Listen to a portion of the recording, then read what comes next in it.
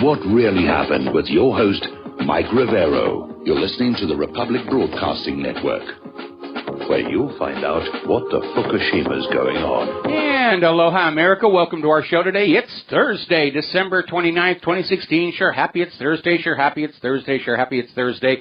We have a lot of stuff to talk about today. It's turning out to be a very, very busy news week, and probably is going to be a very busy news month until the inauguration, January 20th. And we've got a lot of stuff to talk about. Quick program note, tomorrow, Friday, will be our end of the year, New Year's show. The Lady Claire will be joining us in hour number 3. We're going to be talking about looking back over 2016, looking forward to 2017, and just sort of taking that measure, New Year's resolutions and that sort of thing here. Anyway, phone lines are open, 800-313-9443. Mike is in the control room, ready to answer the phone when you call on in. And obviously, the big news today continues to be Israel's reaction to the vote in the United Nations that declared the illegal settlements on Palestinian land to be illegal. It was kind of a study in foregone conclusions there. And the big shock that for once the United States did not use their veto to protect Israel from the consequences of its illegal actions. So Netanyahu is throwing a tantrum, and he's crying and kicking and screaming and saying, it's traditional for the United States to use their veto to protect us from the consequences of our crimes and all the rest of that. And to put that in context, just imagine that you've got a criminal who likes to rob banks, and every time he's robbed a bank in the past, there's been a guy who drives the getaway car.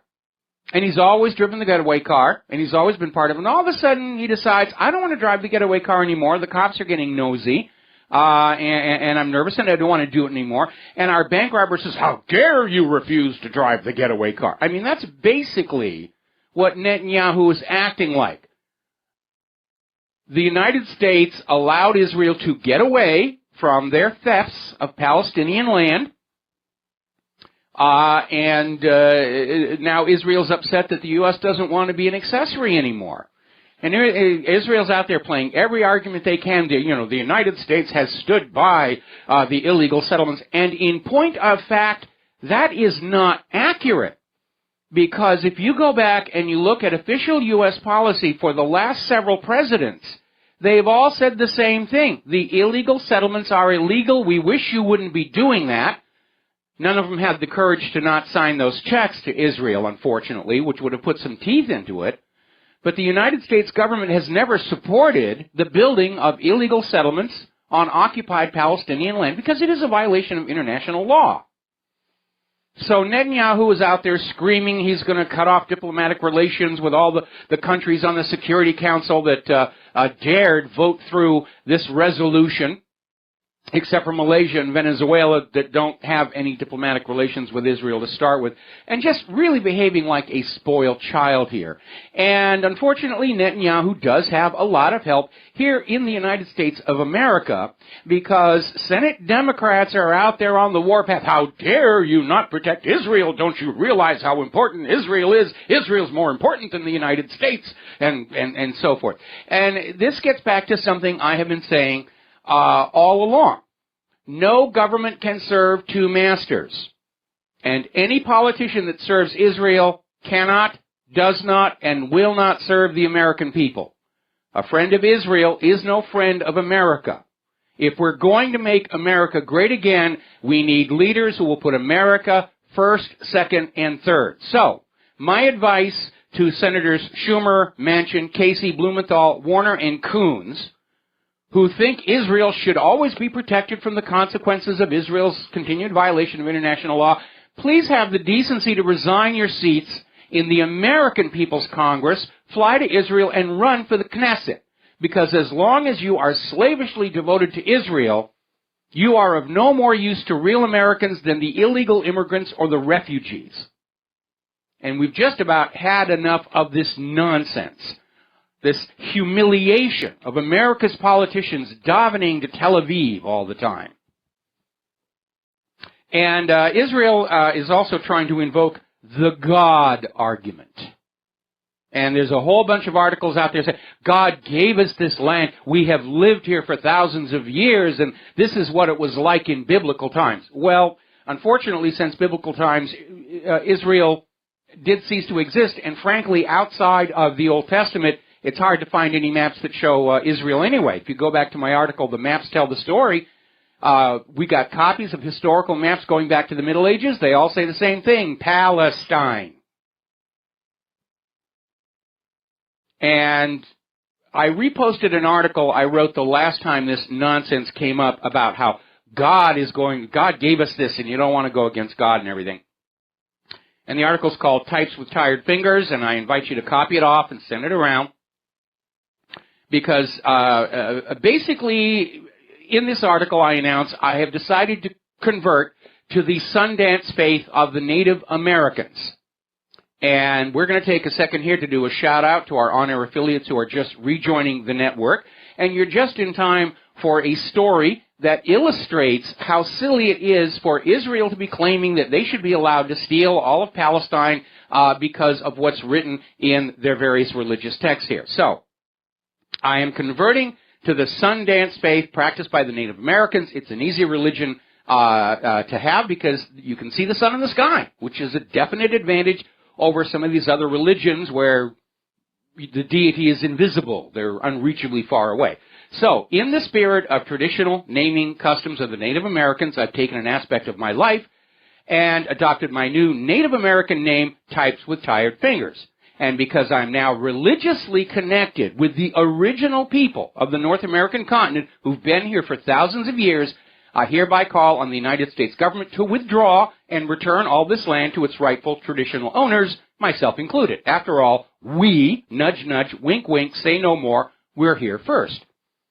Now, if you're thinking it sounds silly, yeah, it does. And it is. Now, my actual ancestry is a blend of Sephardic, French, and English. There's a family legend regarding a teensy bit of Huron blood, but no real documentation to support it. I'm not actually a Native American. And pretending to their religion does not make me one. Now, the Ashkenazi Jews, who are the majority population of Israel, who migrated to Palestine after World War II and since, are not descendants of the Hebrews you read about in the Bible. They are descended from Central Asian Khazars near present-day Russian Georgia who converted to Judaism in 800 AD. Now, Khazaria fell a century later, and the descendants of the converted Jews of Khazaria migrated northward into Russia and west into Europe. And this group of Jews, the Ashkenazi, are not, in fact, descended from any of the 12 tribes described in the Bible. DNA tests has confirmed this, as does their pale skin. They don't look like they're from the Middle East. So Israel's entire claim to the lands of the Palestinians rests solely on the fact that they've adopted the religion of a people who lived on that land thousands of years ago. Now, can I go over to Egypt, adopt the religion of Ra, and lay claim to Egypt? Of course not. It's ridiculous.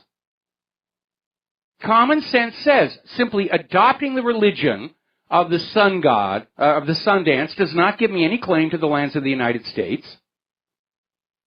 Worshipping Sol Invictus does not give me claim to Italy. And worshipping Yahweh does not give the Khazars any real right to Palestine. It's a spurious argument. I mean, Israel has hijacked Christianity to build popular support. And what most Christians don't seem to understand is the distant blood relations of the historical person of Jesus, or Joshua was his name actually, they're still in Palestine. I mean, it's right there in the Bible. Jesus had family.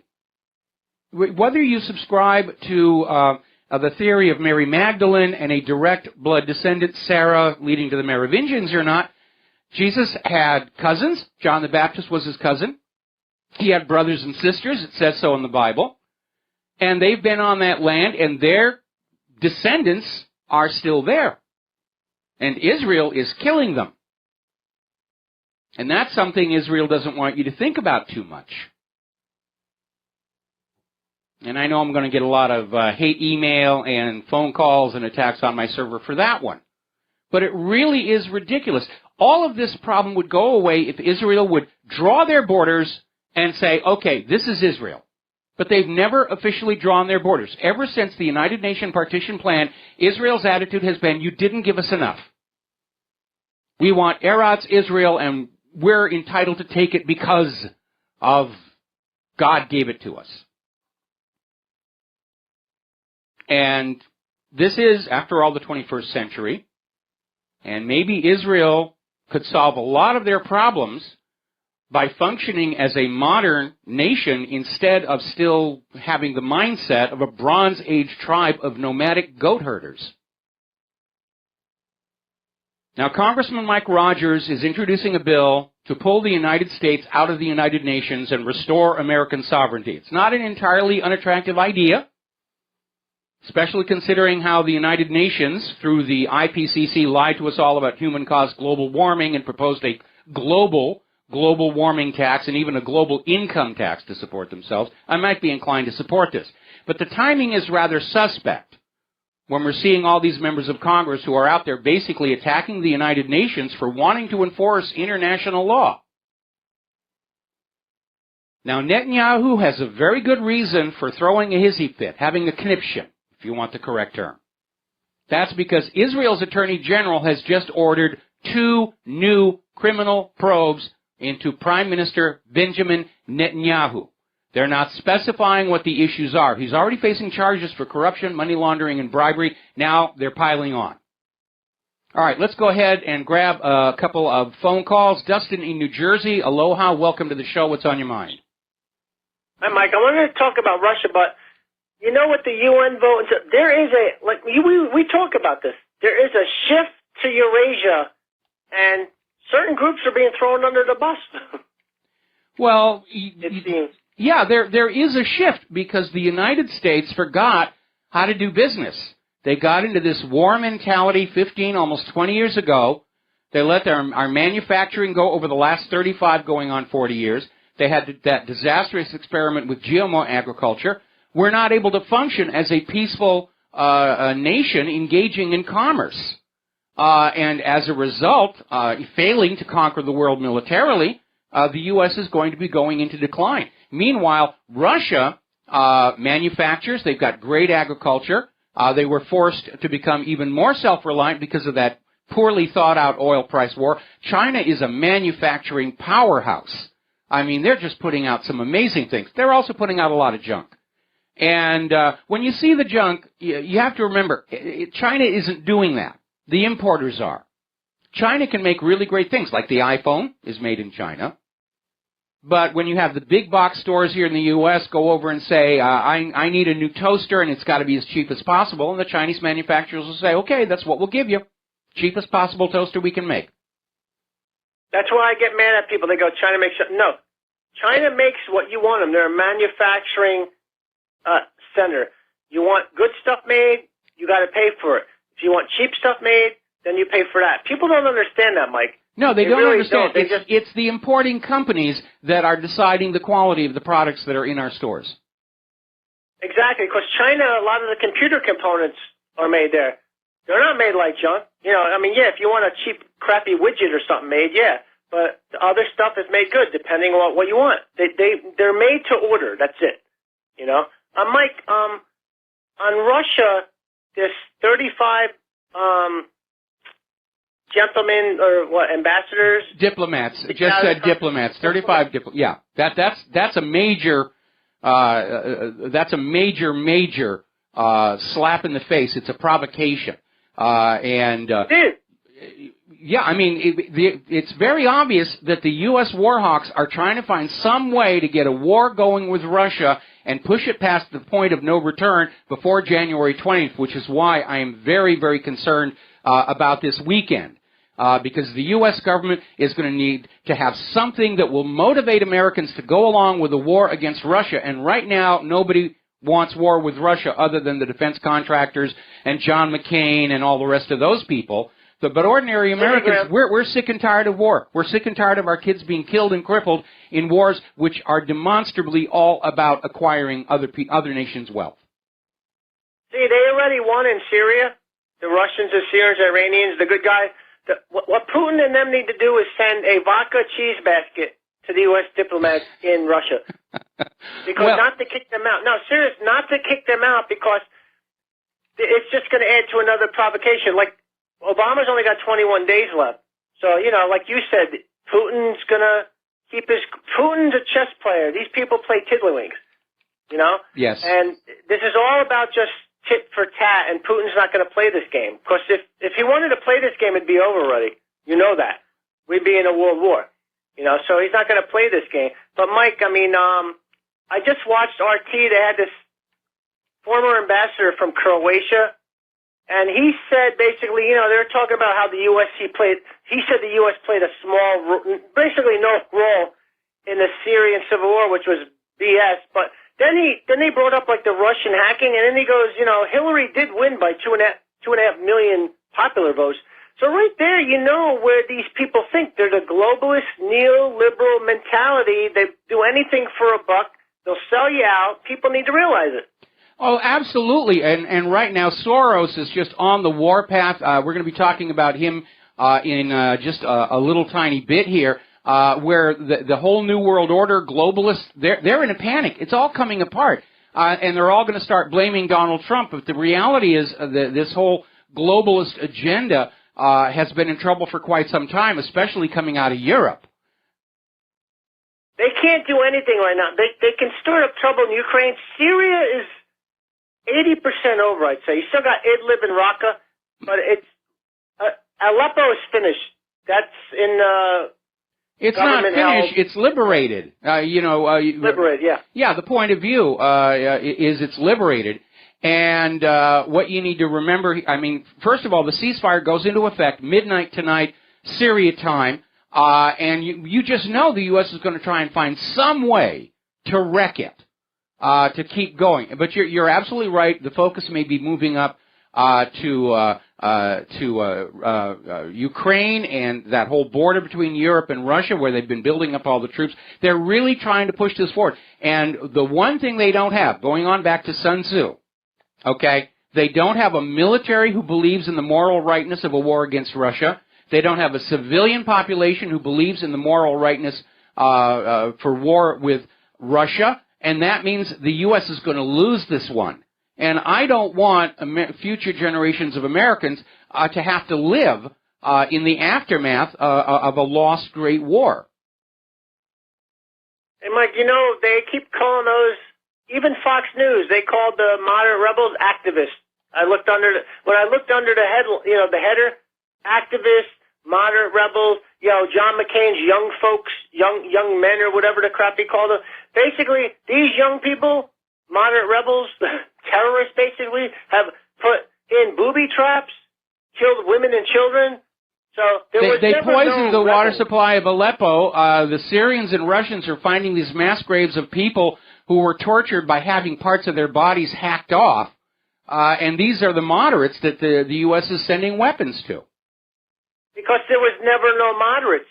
There is no jihadis that are moderates. They're all jihadis. They're all the same Wahhabi. They're hired mercenaries is what they are, masquerading as a popular uprising. And that's a formula the United States has been following since the end of World War II, and they've done it to something like 50 countries so far, succeeding about half the time, where they'll go on in, they'll cause unrest, they'll basically have a bunch of mercenaries and agent provocateurs pretending to be a domestic popular uprising, and they'll topple the government. They did it to Iran in 1953, to Chile in 1973. They tried it once with France, just before France demanded to exchange their paper notes for gold. And the problem is everybody now knows this is what the U.S. has been doing, which is why this formula can't work anymore. And the fossils over at the State Department and the Pentagon don't see that, and that is dangerous. Dustin, got to let you go. We'll be right back after these few words. And aloha, America. Welcome back to the show here. We're going to take one more phone call, then we're going to close the lines for a while and get some news done. Ernest in Reno, aloha. Welcome to the show. What's on your mind? Yeah, Mike. I just wanted to say that as far as the Middle East issue, I think that neither side should be committed to in any way with their financial or military support. On one side, you have groups of people, the people that say that we must kill the infidel or anyone that doesn't believe what we believe. And on the other side, it says to deceive the goyim, and we can, basically be special in the way what we do. So neither side is really worth it.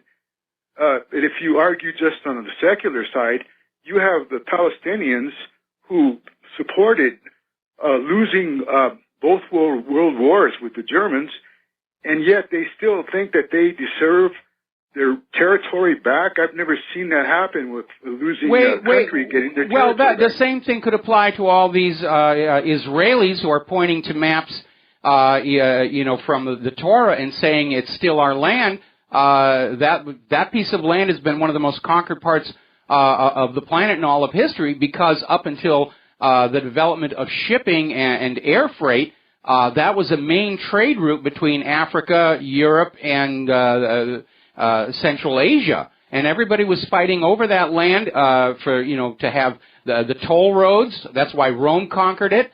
It was the channel for the drug trade even back then, from Turkish opium flowing all over there, and it was all about controlling that strip of land and its trade routes. And if you want to say that Palestine shouldn't exist because it was conquered by the British, well, then you should say Israel shouldn't exist because it was conquered by the Hittites or the Babylonians.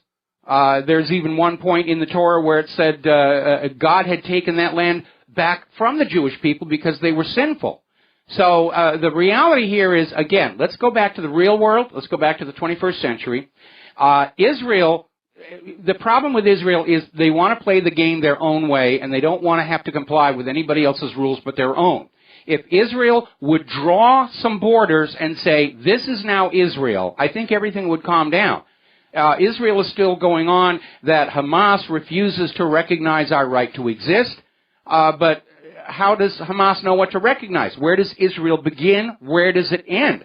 That's a trap that's being laid for Hamas, because if Hamas says, well, yes, we recognize Israel's right to exist, then Israel can say, well, our border goes way, way out beyond the lane you're standing on. You just agreed we have a right to exist. You have to leave. And that's where they're at loggerheads on that. Plus, of course, Israel doesn't recognize the right of the Palestinians to be there. They've even defied United Nations resolutions on that very issue.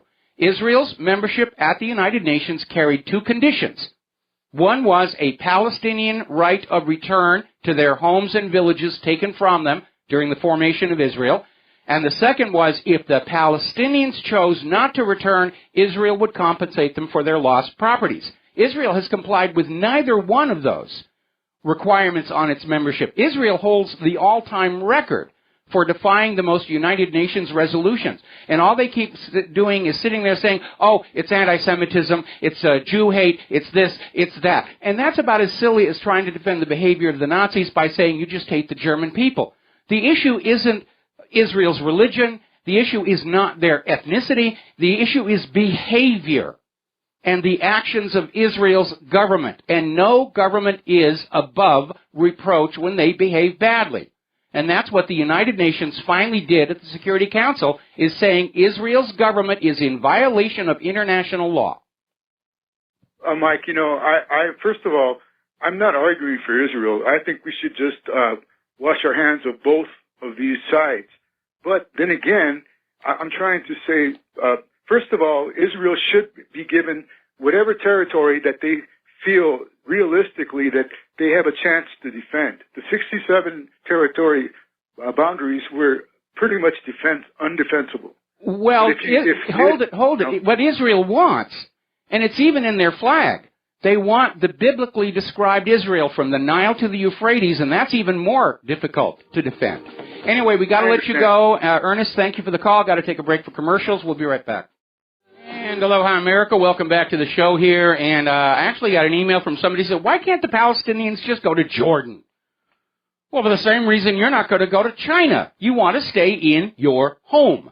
And one of the pieces of propaganda Israel has used throughout the years is there's no such thing as Palestinians. There's no such thing as Palestine. It's all made up. And no, it isn't. And again, if you go back and you look at that article, the maps tell the story, and yes, Israel's hacking my server right now as we speak. You'll see all these scans of maps going back to the Middle Ages that show Palestine. And for those of you on BAM User TV, I'm sorry, the radio audience can't see this. These are coins from Palestine. And the dates on them are like, let's see, 1927, 1941. Look on the other side. 1941. Yeah, and so forth and so on. So, yeah, there really was a Palestine. And as a matter of fact, I have a scan of a postcard sent by Golda Meir, who used to say, there's no such thing as Palestine. And the address on the postcard is Palestine. So here's the crux of the problem, and then we're going to move on to something else. And that is that Israel needs to become, Israel's government, because I'm getting a lot of emails from people inside Israel saying, we're not part of this. You know, our government is just as crazy and out of control and drunk on power as your government is. The problem is we are living in the 21st century, and Israel's government still wants to behave like a biblical kingdom, smiting their enemies and taking what they want. And that's just out of place in the world today. And they're wearing out this idea that anybody who claims about Israel is just being anti-Semitic or hates the Jews. It's like a small child when you chastise them because they broke something and they fall on the ground and kick and scream and say, you don't love me anymore. I mean, that's what this whole Jew hate anti-Semitic thing is. It's crying on the floor saying, you don't love me anymore. Well, no, we don't love you when you behave badly, and behavior is what is wrong here. Not the religion, not the ethnicity, not the customs, not the culture. The behavior of Israel's government is the problem. Been in existence for 60 years, have never officially drawn their borders. They haven't even written a constitution yet. So, moving on here, apparently on ABC News, when David Mueller, the anchor, was out there reporting that President Obama has declared with great confidence that Russia hacked our election. I don't need any proof. I have great confidence. I believe.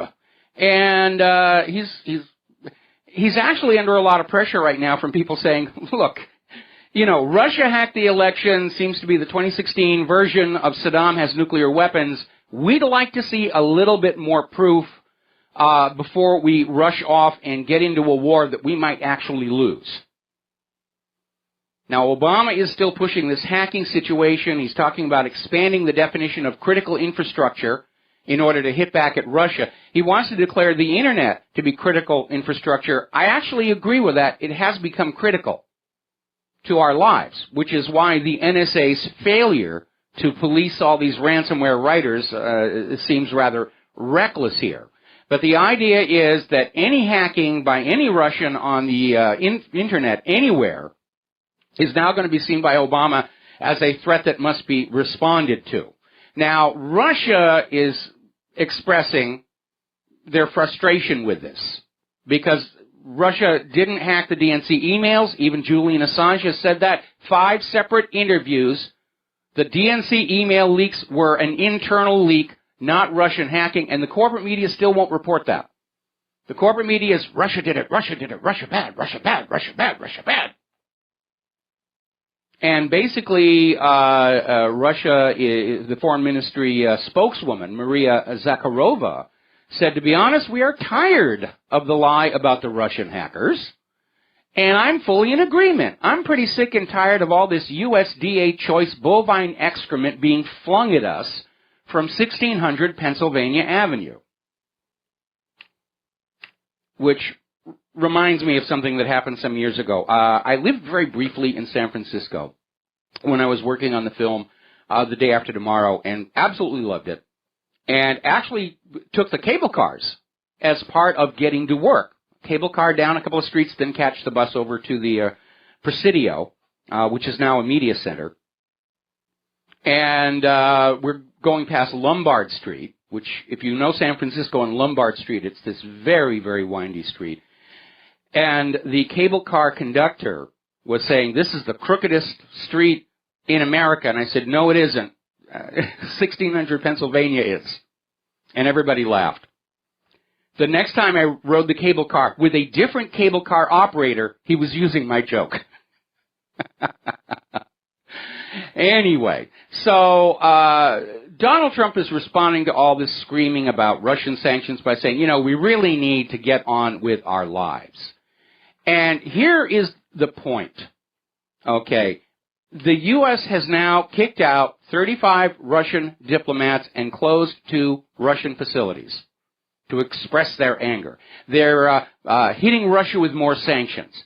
Neither of these are going to have any real effect, because after January 20th, those diplomats will be welcomed back and the sanctions will be lifted. So if the war hawks in Washington, D.C. are going to try and start a war with Russia, there has to be a big bang to set it off, to try and scare Americans, to hate Russia. Could be a big bang at the Rose Parade or the Rose Bowl game. Or they could take the internet down and say, ooh, Russia did it. And we can only get the corporate media websites back up and running. None of those truth activist independent media, oh, Russia closed those down. They're completely broken. And that right there tells you that it's all bovine excrement, because why would Russia shut down the independent media when the independent media is working just as hard as Russia to avoid World War III? Again, look for what should be there and isn't. Putin doesn't have a motive to mess with the United States. He doesn't want the war. It's the U.S. war hawks who want it. And they're out there screaming, retaliation, retaliation, retaliation. And I think the game here is they're going to try and find some reason to start a war with Russia and push it past the point of no return before January 20th. And they could be thinking anything. They could shoot down an American airliner, say Russia did it. They could have a dirty bomb at Times Square on New Year's, say Russia did it. Certain U.S. officials could be assassinated. They could assassinate Trump and Pence and declare a national emergency and say, oh, that Putin, after being so friendly with Donald Trump, how could he do this? They could blow up another pipeline. Not that anybody would notice, because pipelines are leaking all over the country. Or they could shut down the entire internet or the entire power grid and say Russia did it, Russia did it, Russia did it. I think Donald Trump ought to call a press conference right now and express his doubts publicly about what's going on. And the corporate media might not even carry it. We'll have to carry it here in the independent media. So there's an interesting article came out of Investment Watch blog. Just how far is Obama going to go to punish America for not electing Hillary Clinton? He's out there grabbing all this land out there where this is now a national monument. You're not allowed to use your own land anymore. And he's sending more weapons to ISIS and Al-Qaeda in Syria. He's opening up the borders even more than they were. And there's already a pushback. The Attorney General for the state of Utah is saying he will sue Obama over this new national monument. Attorney General Sean Reyes is saying they're filing a lawsuit against the Bears Ears National Monument. Now, there's a reason why Utah is bothered by this, and this goes back to Bill Clinton. Now, Bill Clinton created the Grand Staircase Escalante Monument in Utah, and unfortunately, most of Utah's low-sulfur coal was underneath that land. And as soon as it became a national monument, they couldn't mine the coal any longer, and American coal companies mandated to only use low-sulfur coal had to import it from Indonesia from people who had been very generous donors and supporters of the Bill Clinton campaign. Now, in doing that, Bill Clinton actually violated Utah's statehood agreement which had pledged that coal to Utah to fund its educational system. And without that coal, Utah was then forced to rely on federal funding, which brought with it the blessings of things like Common Core here. We're going to take a phone call. Lucas in Minnesota. Aloha. Welcome to the show. What's on your mind? Hi, Michael. I like your show. I called once in before. First off, I want to talk about like the link between vaccine and Asperger's or autism. Yes. I just wanted to let you know that I have Asperger's, and I was always told that it just happens, it's natural. And when listening to your show, I'm realizing that those are all lies. Yeah, Asperger's and autism were completely unknown prior to the 1940s, and they just started showing up all over. And if you ever see the documentary Vaxxed, and it is on pay-per-view on Amazon Prime. Time Warner Cable isn't carrying it. Amazon Prime is. We watched it there, and they talk with all these families whose children were diagnosed with Asperger's and autism, and the doctors always said the same thing: it just happens. It's in your genes. He was born this way. And, of course, the families are saying, no, he wasn't born this way. He was perfectly fine until you stuck him with a needle. And what's really frustrating is, like, my parents, like, I talked to them about how corrupt the corporate media is and how Facebook is probably going to go down, and they just don't listen to reason. They're in their 50s. I'm a 24-year-old, and I'm seeing this. Well, I'm glad you're seeing it because the younger generation are the ones who are going to have to take over and sort out this mess. Because my guiding principle has always been that it is the highest moral imperative of each generation to leave a better world to the next generation than was left to us. My generation failed to do that, and I apologize on behalf of people my age here. But during the early years when I ran the website, the demographics of our readership were people my age and getting on up. Now we're drawing a much younger crowd who are waking up and realizing the scope that they are being lied to by the state-controlled schools, by the corporate media, by the government itself. But there are still going to be people, and for the sake of domestic harmony, don't push. Don't push on your parents. They're going to have to do what they're going to have to do. No, I don't push my parents. I just talk about it. Well, that's a good thing to do, but let me share two things with you. There are always going to be people who don't want to know what the government is really doing, because then they would have to face the choice, what are they going to do about it? And to go along with the government you know is evil means that you are evil, and people don't want to think that of themselves. So they just walk around in this little cloud of saying, I'm a good, honest, courageous person. I would fight against injustice and dishonesty, but I don't see a reason to do it right now. Now, to give you a little bit of hope, Claire's family, some years ago, were like your parents. They didn't want to hear what I was saying. Some of them were actually quite abusive verbally toward me. Today, they're all on board. They've all come around, and they discovered it for themselves, looking at what's going on. So at some point in the future, your parents might say, you know, there is something going on. And there's always that one point you need to make. When somebody says, well, the TV told me that this vaccine is safe, you just remind them that same TV told you Saddam had nuclear weapons and humans were warming the world and there wouldn't be any more snowfall after 2000. And just keep hitting all of those points where they already know the media lied, or even, to be generous, made a mistake, and say, maybe they're making a mistake now. Well, the thing is I've already kind of done that. Like, I pointed out things that, for example, the election fraud in Pennsylvania. See, I told you that's happening. Yes. Well, let me. We're coming up on a commercial break, but let me just leave you with one thought here. The art of a rabble-rouser is in knowing what the rabble is ready to listen to and what they're not ready to listen to, and it's a very fine line to walk.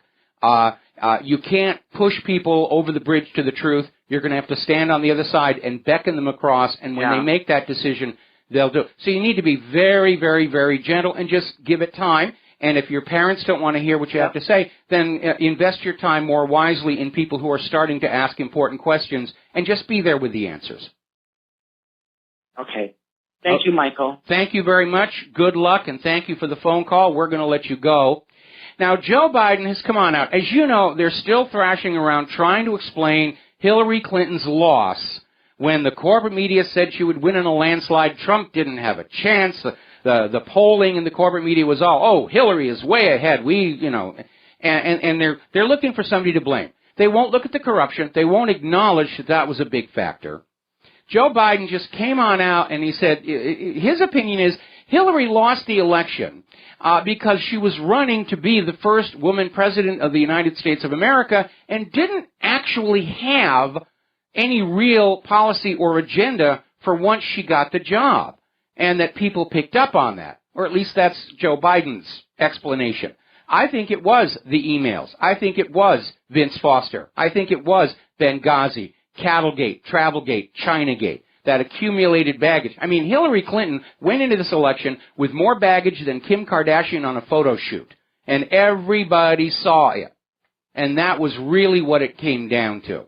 We're going to take a phone call here from Tom in Utah. Aloha, welcome to the show. What's on your mind? A few moments ago, you had a gentleman call about Asperger's. Yes. I worked in that industry that produced that till I got smart and realized that I was only contributing to more misery.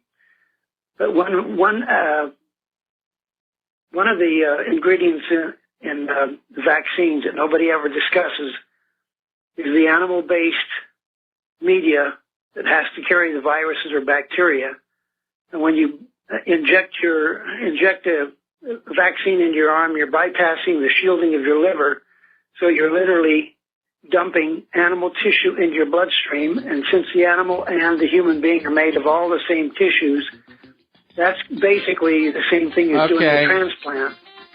So you're going to have immunological issues, and again, if the myelin sheaths on the neurons are not fully formed, there's going to be an issue. Got to let you go. Got to take a break for commercials. Thank you for the information. We'll be right back.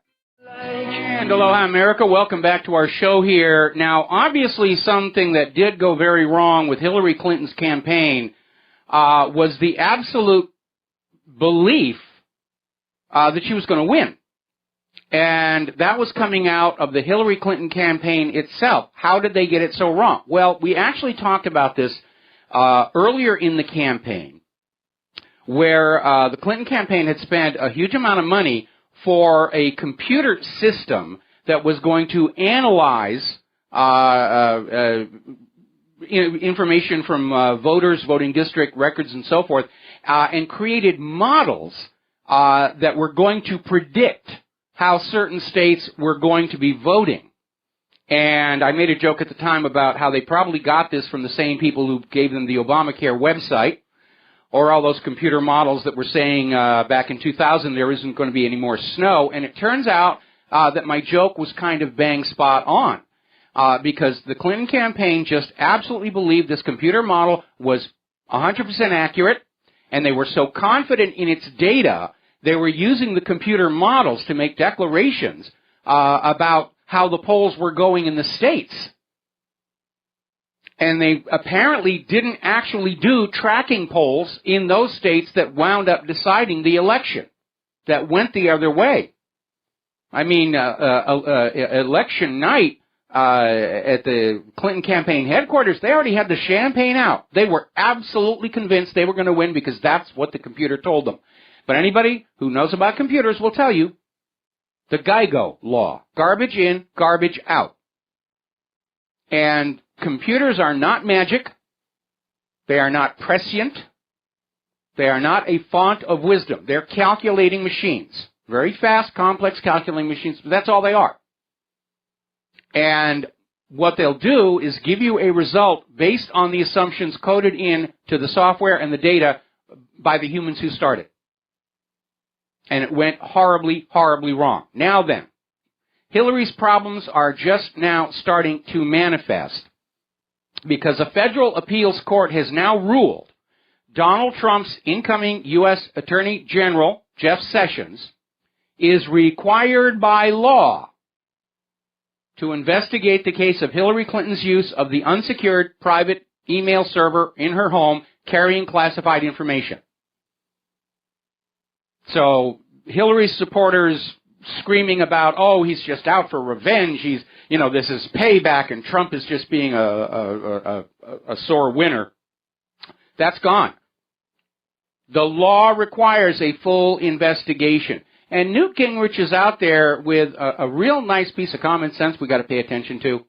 Every email that hurt the Clinton campaign or the Democratic National Committee were written by them. They made this mess, and they're looking to blame this all on someone else.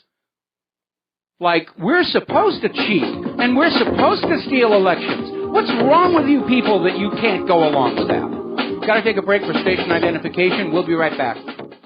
And aloha, America. Welcome back to our show here. Now, as you know, in response to Jill Stein's recounts, which uncovered massive election fraud along the way, it sort of backflashed on them, there was a recount out in Nevada that was sort of a protest recount, and apparently it's only just now surfacing. They also uncovered massive election fraud in Nevada.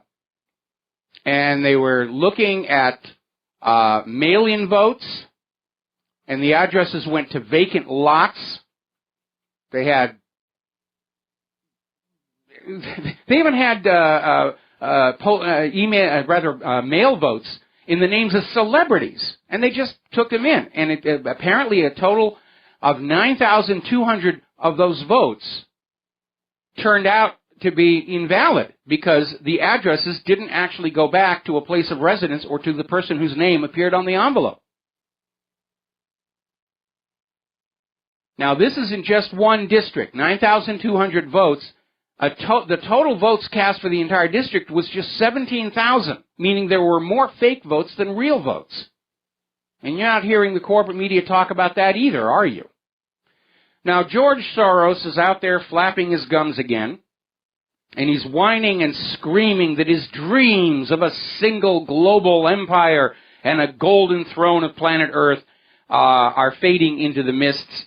And he's basically out there saying Trump is a would-be dictator who's threatening the New World Order. And Soros is saying threatens the New World Order like it's a bad thing, which from his point of view, yeah, it is.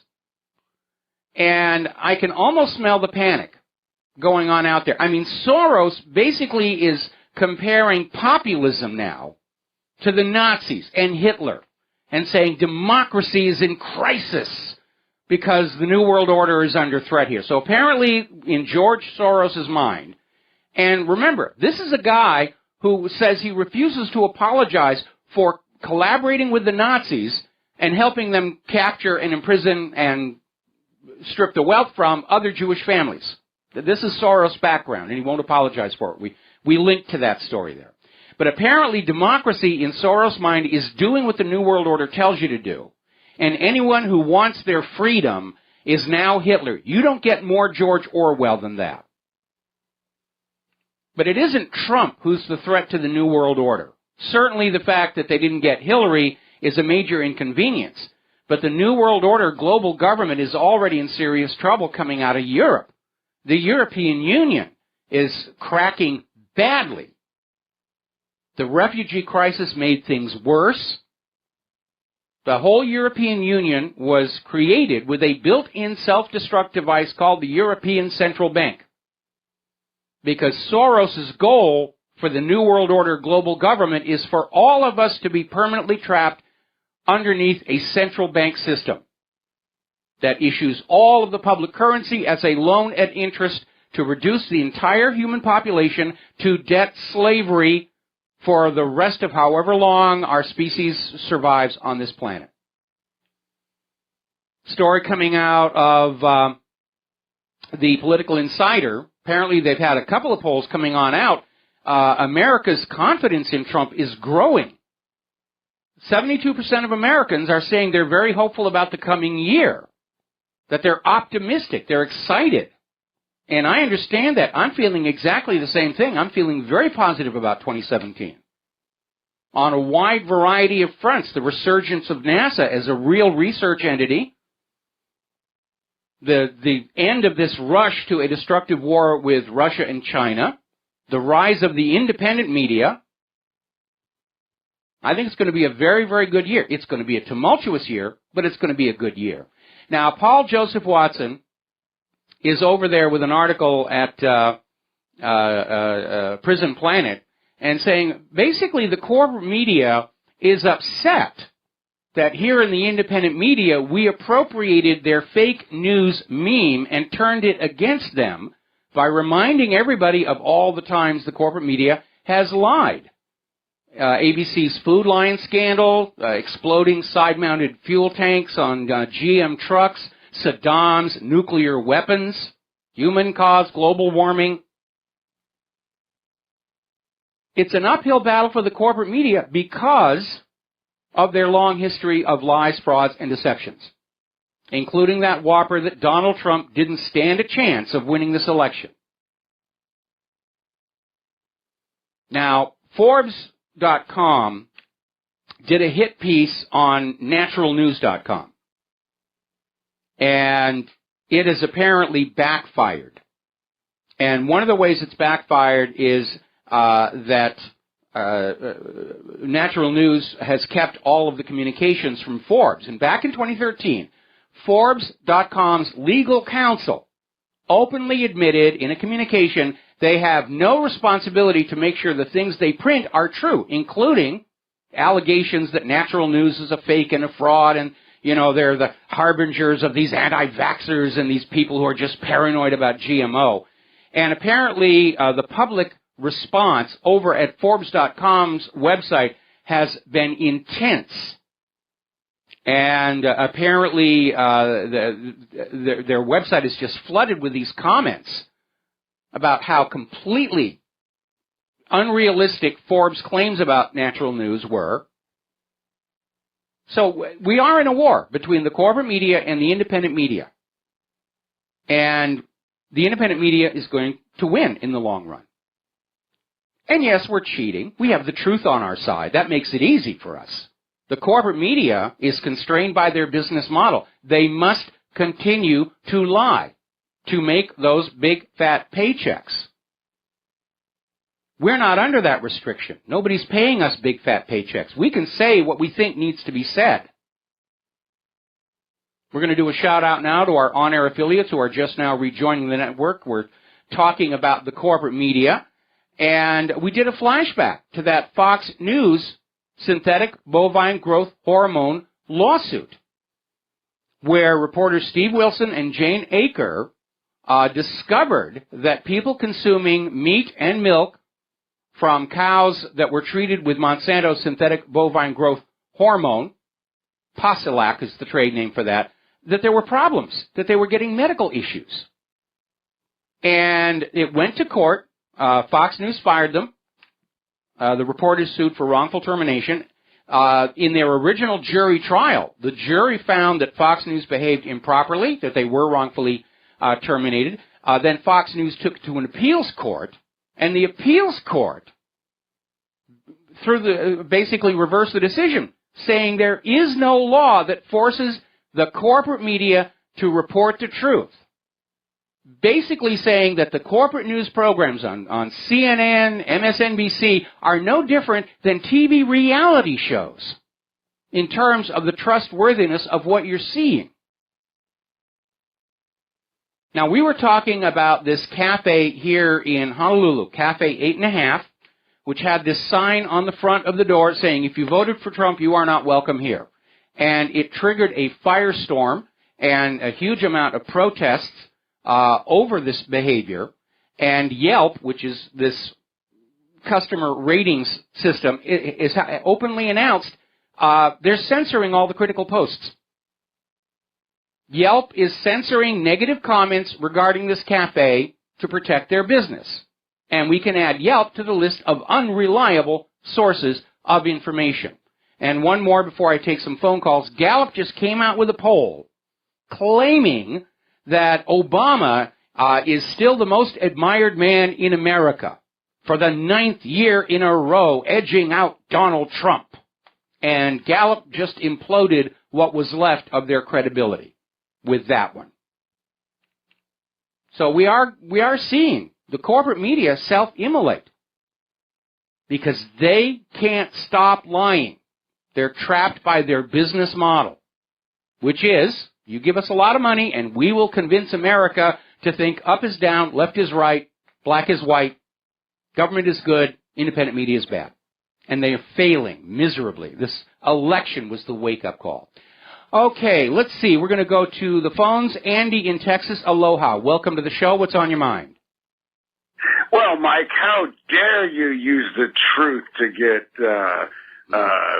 better ratings on your radio show? I mean, how dare you? That's just pathetic. Mea maxima culpa. God. Well, no, what I called about is, back in 1781, we had Benjamin Franklin who came out of the Constitutional Convention in Philadelphia, and he was walking down the street, reportedly, mind you, that this particular person, just a stranger on the street, asked him, he said, well, what did we come up with? He said, well, you've got a republic, if you can keep it. Yes. Okay, and now we look back. And now we see that they're talking about democracy. Well, all of these founding fathers said democracy was corruptive. And so what did we migrate to? Democracy, because it was corruptive. Now we have this democracy, so they're saying, but we don't have a democracy. We have a fascist government right now. So, and we're just progressing. So we went from a republic to a democracy, to a fascist state, to a socialist state, to a communist state, to slavery. And where does this all end? How do we stop this? Hold it. I got to back you up on a couple of things here. First of all, coming out of the Constitutional Convention, Ben Franklin wasn't walking. He was being carried in a chair because he suffered horrendous gout. Second of all, the nation that was designed by the Founding Fathers was a republic with a democratically elected leadership. And so it was a blend of the two. Now, communism and fascism are absolute polar opposites. Fascist nations don't become communist unless there's a revolution. And same thing with communist nations don't become fascist without a revolution. So that linkage there, I think, is a little bit weak. Now, I'm an old-fashioned capitalist, but if I have to choose between communism and fascism, I'm going to go with, we'll call it socialism rather than communism. The problem with the Soviet Union, of course, is they made a mockery of Marx's entire theories about how to organize society and set up the most powerful ruling class in history, supposedly to govern the classless society. So that thing was a bit of a joke. But then all leaders, the power goes to their head, and they start thinking that they're special and elite and above the rules. We saw it in Hillary Clinton. We've seen it in both Bush presidencies. We're seeing it in Benjamin Netanyahu. They really do think they're above the laws of God and man. Well, I really think that if we could have just stuck with the republic, and if we could have kept it, as Benjamin Franklin said, I think that we would have a free nation right now. But we have these people that are instigators, and they started. I mean, let's look at the Revolutionary War. We had 3 to 5% of the people that actually wanted to defend their right to be free, and so that left 95 to 93%. Okay, your numbers are wrong. The American Revolution was fought with approximately 1/3 of the popular support of the American colonials, which is still, But they came along later. In the run-up to the Revolution, they had the support of 1/3 of the colonists, usually the lower class ones, who didn't have property that was going to be lost when they lost business, doing business with Great Britain, even though Great Britain signaled once the revolution was over, they were going to restore commerce. And again, you're oversimplifying the issue. And you are correct in one thing, though, that as soon as the United States was born with this very revolutionary idea of a government-issued currency, the very revolutionary idea of not having an official religion for the country, the established rulers in Europe started working to undermine it and turn the young United States into just another copy of what they had. That's why Alexander Hamilton, right from the very beginning, was trying to bring private central banking and debt obligations to Europe's banks to the U.S. government, out there saying none of these other nations will do business with us unless we're in debt to their banks. Well, hey, you know what? Thanks, Mike, because that was the reason I called, was to get some real news out there, because you're using it to get your popularity, and that's a shame. But the fact of the matter is, is we need to get people thinking about what happened, where we began at, and where we're at now. Absolutely on that one. Absolutely. You have a great day, Mike. You have a good one. Thanks an awful lot, Andy. We're going to let you go. That's one of the reasons why I am so upset with the Common Core curriculum, which does not allow students to actually read the Declaration of Independence, the Constitution, and the Bill of Rights. Common Core describes these documents to the kids, and they're making subtle changes. The Second Amendment in particular. The Common Core teaches that the Second Amendment gives you the right to keep and bear arms if you're part of a government militia. And that's not what it actually means. All right, we're going to take a phone call from Jerry in Chicago. Aloha, welcome to the show. What's on your mind? Aloha, Michael. Thanks for taking my call. You touched on something about George Soros. Yes. And him getting his wealth from, turning in other Jews back in Germany back in the day. Hey, let me ask you something. Does a movie with Denzel Washington and Clive Owen sound sort of like this guy Soros? I'm not sure what movie you're referring to. Inside Man. I actually don't think I've seen that one yet. We generally wait until the movies come on the pay-per-view channel. Is it a recent release? Oh, no, Michael. This is going back about 10, 12 years now. I must have missed it, and I'll see if it's out there on one of the by request channels. Okay. Yeah, do that, man. And I'll tell you what, watch it, and you will think that the head guy that ends up getting investigated is George Soros. But hey, thanks for tuning in. I want to go back and listen. All right. Well, thank you very much. We're going to let you go. I'll tell you who Soros reminds me of in the context of a motion picture. And I've mentioned this before. There was a film called $1 Billion Brain. It starred Michael Caine. And the storyline was basically that there was this Texas billionaire who wanted to start a war with Russia, and he had enough money to basically set it all up with mercenaries. And the name of the film, $1 Billion Brain, was because he had a computer that was planning the invasion of Russia.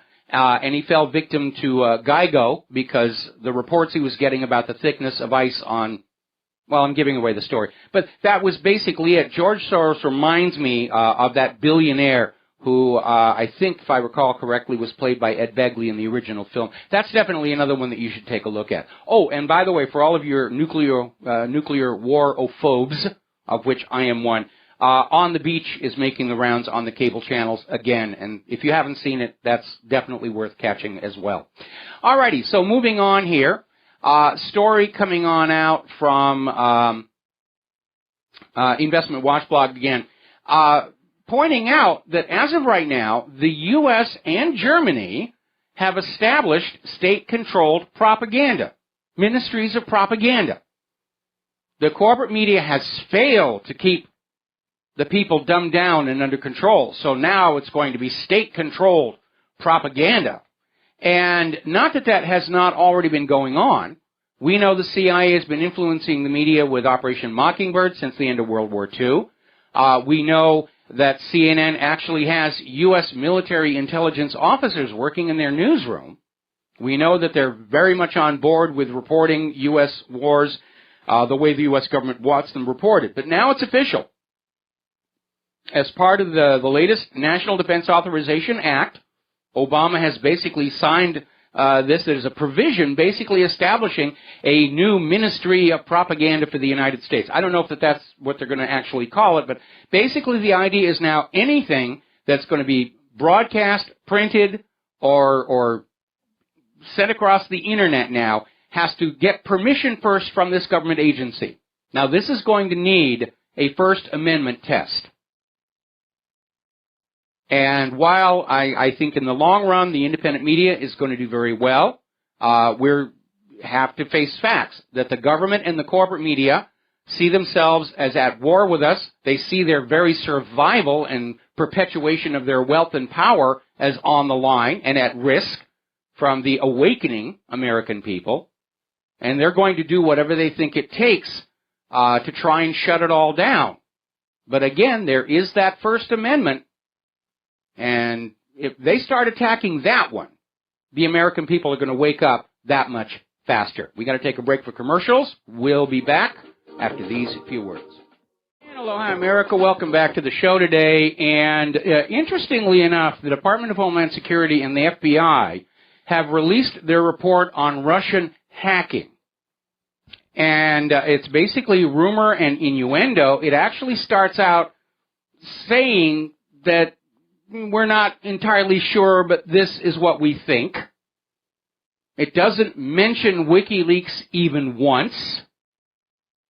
It doesn't address the fact that the NSA possesses records showing exactly how emails went from the Democratic Party to WikiLeaks because it tracks all communications, although in the case of the DNC emails, we know those were handed over on a flash drive. It doesn't actually say anything to support the allegation that Russia in any way hacked either the DNC emails or the election. It's just, there's a consensus belief that it happened, and you should just be willing to throw your children into a bloody, horrible war based on our consensus of belief, because we believe it's a holy war. Let's take some phone calls. Mike in Tennessee, aloha. Welcome to the show. What's on your mind? Greetings, Michael. Happy New Year. Our rights come from our Creator. They don't come from a sheet of paper. They don't come from a dude with a crown or a bunch of dudes that get together and call themselves a Congress. This is something that was known by the Native Americans, spelled out in the Iroquois Confederacy, and then adopted and put into the Declaration of Independence by Thomas Jefferson via Mr. Paine. But be that as it may, I hear too many people refer to these as constitutional rights. The Constitution simply recognizes certain unalienable rights, and basically it's a list of thou shalt nots to the government. That's exactly what it is. That's exactly what it is. The inalienable rights that are in those first 10 amendments are basically the government's promise not to do these things to the American people. That Constitution is the original contract with America, and the federal government is legal and legitimate only when it confines its activities to the powers that are enumerated for it in the Constitution. And that's why it's so important to remember that 10th Amendment. The government can't just arbitrarily say, well, we've decided for the children that we're going to intrude our authority and tell you that you have to fill in the pond on your property, or you can't collect rain on your own property as well. The 10th Amendment says they can't do that. The government is only allowed to do what they are told they're allowed to do in that Constitution. And that Bill of Rights is basically, as you say, it's the hands off. You don't go here. You don't do this. Okay, these are the rules. And if the government is refusing to abide by the rules, then we, the American people, are under no obligation whatsoever to obey them, to pay their out-of-control debt, or to sacrifice life and limb of our children in these pointless wars of conquest. And the fact that a republic requires self-governance. The thing that people don't want to talk about, but this is the heart of it. Other than being independent, self-sufficient, you have to be self-governing, you regulating you, play nice together, simply put. That's what it's all about, and once we demonstrate that, we can shut down and protect our neighbors against oppression. And, of course, when this Constitution was first put into place and the government tried to step outside of that, because realize our ancestors didn't sign on to that document. That's something that a group of guys got together and put together and hoped that people would subscribe to it. But that man that does not subscribe to it is free to be at peace in his own right. As long as he's not harming his neighbor, he's to be left alone. Well, again, that was basically the idea. The framers of the Constitution intentionally limited and hamstrung and hobbled that central government. That central government existed only to arbitrate dispute between the states, because the states originally had all the power and control. And the central government was there only to arbitrate disputes, and in time of war, of course, become the central coordinating force for the army. But over time, of course, we have lost all of that, particularly if you look at the amendments that were voted through following the Civil War. is when the federal government became this tyrannical monster, and it was already well on its way. That was what led to the Civil War. Anyway, Mike, got to let you go. Got to take another break for commercials. Back with another phone call after these few words. Aloha, America. Welcome back to the show. And I'm looking at this Department of Homeland Security and FBI report that is the document Obama is waving as he tries to start a war with Russia here. And right up at the top, it has this. I'm going to read this word for word. This report is provided as is for informational purposes only. The Department of Homeland Security does not provide any warranties of any kind regarding any information contained within. Department of Homeland Security does not endorse any commercial product or service referenced in this advisory or otherwise. This document is distributed as TLP White, and then they go on to the copyright here. So basically they're saying right at the top of the document, they refuse to make a statement that any of this is true. They're saying right at the top, take this with a grain of salt. And yet Obama and the corporate media are going to town saying, see, we told you, Russia hacked the elections. You must believe us. You must stop listening to the independent media. Now, getting back to independent media. As you know, all of the established corporate social media and search engines are starting to filter. And Google is now refusing to include certain things in searches, such as any websites that question the orthodox account of World War II, and in particular, the actions of the Nazis. You won't get them. You have to go to Yandex to get that. And by the way, Yandex is now my default search engine. But apparently, Google is refusing to ban searches that go to this jihadi cleric's hate-filled sermons. Anwar al-Awlaki. And you get all of his speeches. What does that tell us? That Awlaki is a U.S. propaganda asset. They want you to see what he's saying to get you to be angry about those jihadis, except for the ones in Syria who are on our side this week, and maybe next week as well. They are so desperate to get the war going. All right, let's take a phone call. Kevin in West Virginia, aloha. Welcome to the show. What's on your mind? Hey, Mr. Mike, how are you today? I'm hanging in there. All right, well, I think I know how they're going to do what the false flag is going to be in the next 20 days. Do you remember a few years ago when nuclear missiles came up missing out of North Carolina and South Carolina? Yeah, the Minot Air Base thing. They misplaced one that we know of. Okay. Well, if they misplaced one, what makes you think that they're not going to misplace another one? And you had Obama a couple times, saying, oh, I hate for there to go off in New York. I think you're going to see them blame this on the Russians, a preemptive first strike, but it's going to be us blowing up our own people with a nuclear device. That's how your war is going to get started. It's possible. At this point, I wouldn't rule anything out, except, of course, New York is the financial center of the United States, and I think what they would do is pick a city that's considered fairly useless, like any city that voted for Donald Trump, and basically waste them as well. But again, it's going to be a hard sell because everybody's going to be saying, why would Russia do something that overt and stupid when Putin's track record over the last several years has been to find ways to avoid war? Remember, Russia brokered that deal by which Syria surrendered its chemical weapons, which was at that point the U.S. selling point for, we have to invade Syria. They've got chemical weapons. They've got chlorine bleach, and they've got nail polish remover and whatever else it was that's now restricted in our culture. So that's going to be a tough sell, especially when you realize how skeptical the American people are right now with trust in both the corporate media and the government in the single digits. That's going to be a tough one. Now, I don't think they've got a 20-day window in which to do this, because it's one thing to start a war and quite another to push it so far along that there's no turning back and calling it off. And that's why I think that they're going to try and do something almost immediately, possibly over this New Year's weekend, and they're going to do something and claim it was Russia and then launch the attack that way.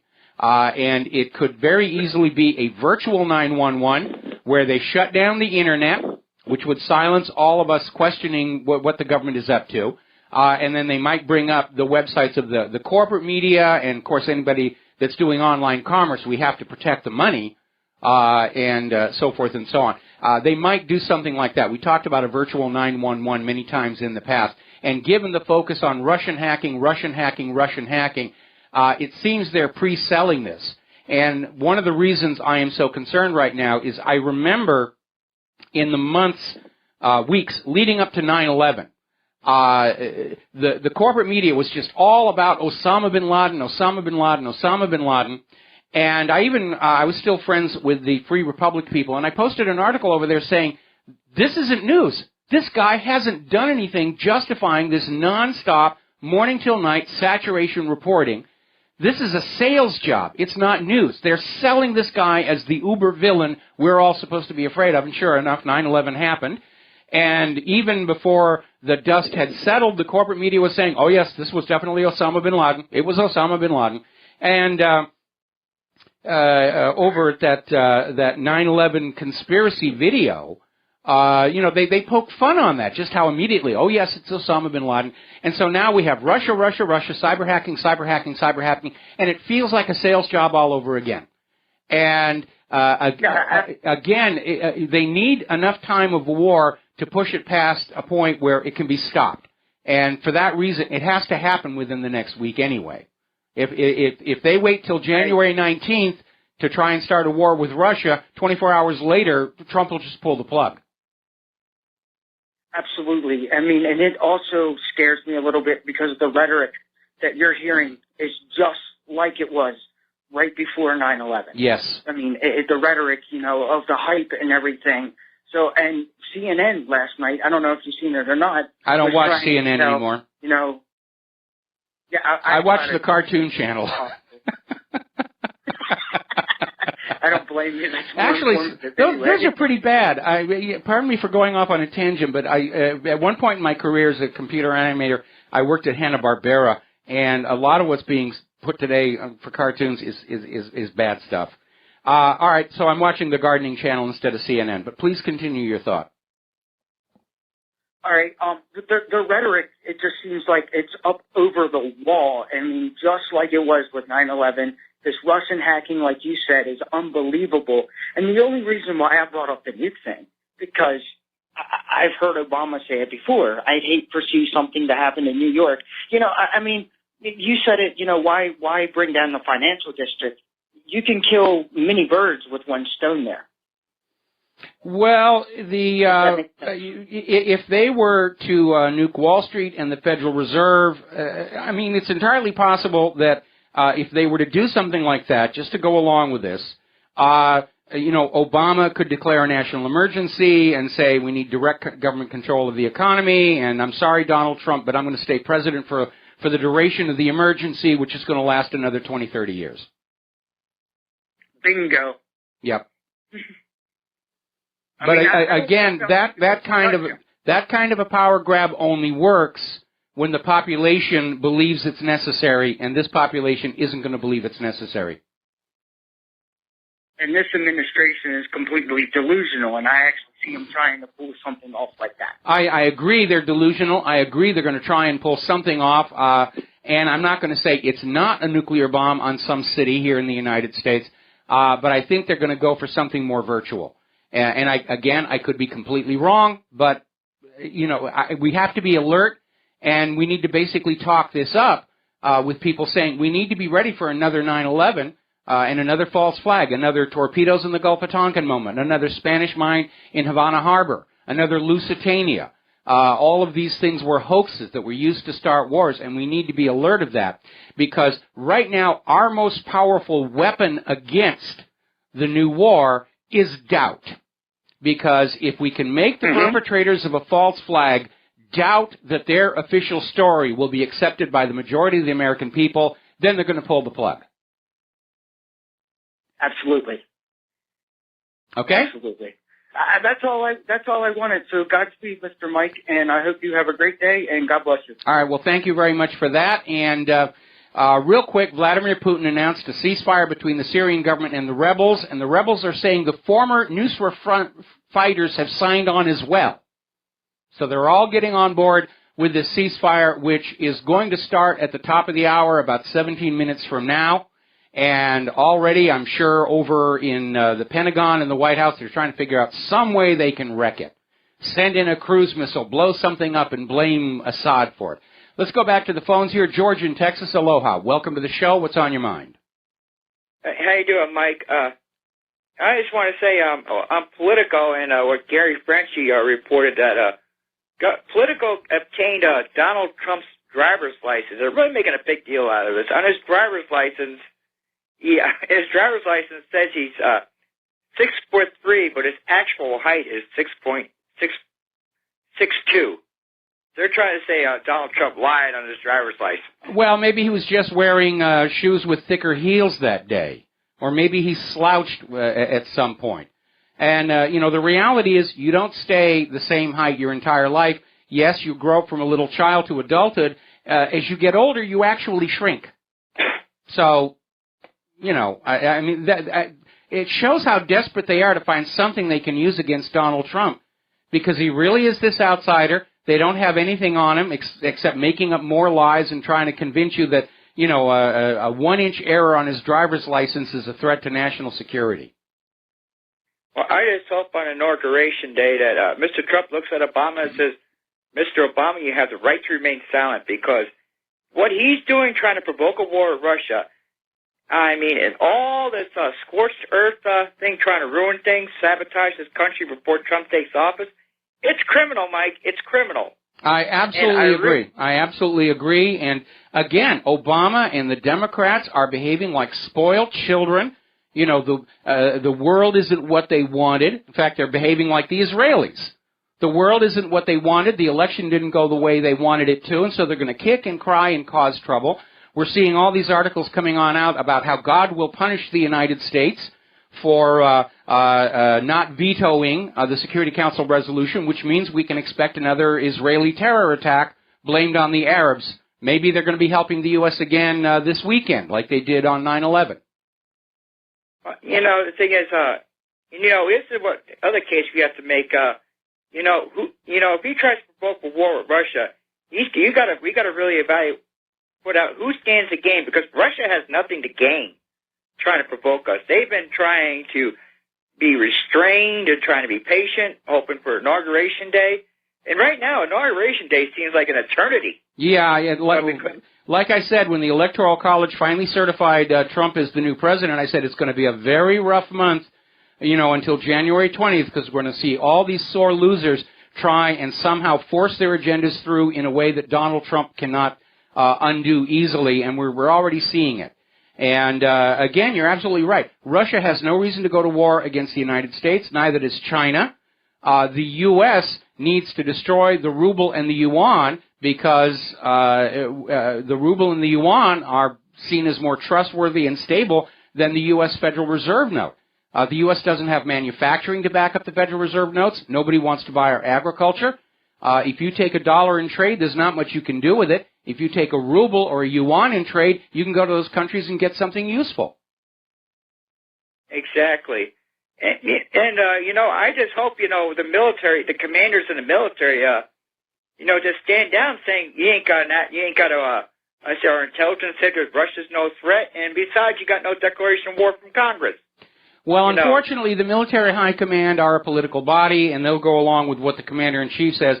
The real open, unknown issue is the rank-and-file military who are finally realizing how badly they've been abused and misused by this government in all these wars of conquest and greed. And I think we're probably going to see a tremendous pushback within both the military and the civilian population against a war with Russia. It's like I said, going back to Sun Tzu and the Art of War. Two things a ruler must have to win in a war is a military that believes in the moral rightness of the war so that they will fight hard and, if necessary, die in it. And you must have a civilian population that believes in the moral rightness of the war so that they will bear the burdens war brings even to the victorious side. The United States government has neither of those.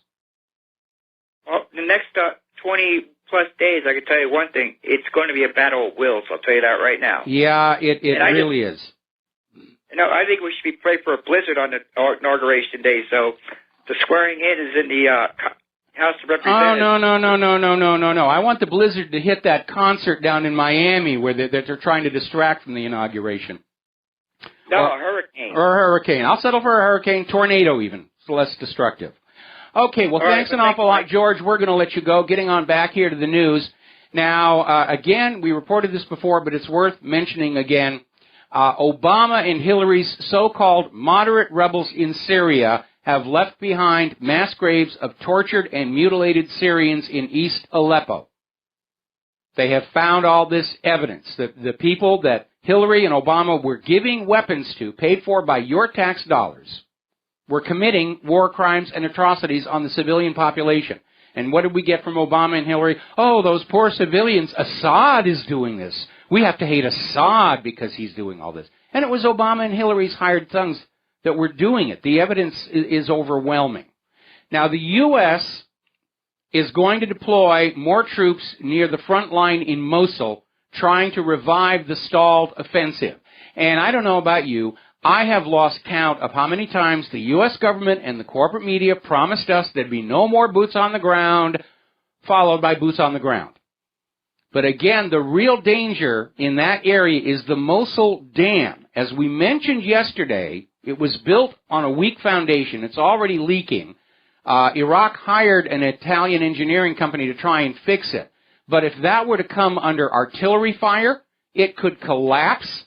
And if there wasn't adequate warning, we're talking 1 million people drowning in a 45-foot tall flood. But it's a small price to pay to conquer Mosul, I guess, is the thinking going on out there. Now, the United States has responded to Turkey's claims of evidence that the U.S. was arming and supplying ISIS, saying Turkey is now putting out fake news. If you want a good definition of fake news, it's anything that doesn't support the U.S. government's agenda or point of view, which means 99% of what people are talking about now is officially designated fake news by the United States government, the sweetest-smelling government in the world. We have to take a break for some commercials, and we'll be right back. Aloha, America. Welcome back to the show. I'm getting emails. Apparently, Facebook is now blocking any posts that link to WhatReallyHappened.com. And I don't know if they're blocking at the IP level, but you might, instead of WhatReallyHappened.com, use the IP address 173.236.29.251. My server is set up so that going to the IP goes to the website, just in case somebody's messing with DNS or blocking by name. So they're behaving like children again. Just getting word, they had a 6.2 quake down in Indonesia, and apparently they've had a swarm of quakes out in California along both the San Andreas Fault and the border with Nevada, and that's making people a little bit nervous as well. Okay, yes, there's the quake coming on back there. Let's go to the phones. Terry in California, aloha. Welcome to the show. What's on your mind? Hey, Mike, I'm sorry, but I'm very disappointed in Donald Trump. I mean, Obama, he did the best thing he ever did by abstaining in the UN and have that all sabotaged by somebody that's not even president yet. I'm very disheartened with that. Well, I am too. I mean, obviously, I don't agree with Trump on everything. I still maintain Trump at his worst is better than Hillary at her best. But obviously, I do disagree with Donald Trump regarding Israel. But I think Donald Trump's view of Israel and Palestine is the product of years of corporate media spin and bias. And once he actually gets in there and deals with Netanyahu and deals with the government of Israel, I give it about a year, and he'll be awake as to what's really going on over there. Well, I sure hope you're right. But to me, to change the whole system, we've got to do three things. Number one is get AIPAC declared as an organization for a foreign government. Yes. Number two, complete overhaul of the financial part of the political system, get rid of the inherent legalized corruption. And number three, have an opportunity for a third party and not be stuck with two corrupt political parties. And that's why I voted for Gary Johnson, not for him just to If a third party gets 5% of the vote, they qualify for federal matching funds. And we're going to need something like that, Mike. We can't keep going this way. The nation's not going to survive all this stuff that's going on today. I agree with you about that. And I think with Trump, there is a possibility of turning this country around and avoiding a Soviet Union-style collapse. But I still see it as a very real possibility despite our best efforts. And but time will solve that mystery, and we'll just keep going. Okay. Well, I really hope you're right. Thanks for letting me make my points. Have a happy New Year, and we'll talk to you next time. All right, you got it here. We're going to switch over to Roberto Orchi. I hope I pronounced that correctly in Los Angeles. I'm probably going to have to take you through the station break, but what's on your mind? Hi, it's actually Orsi. Orsi. I'm a Orsi, yes.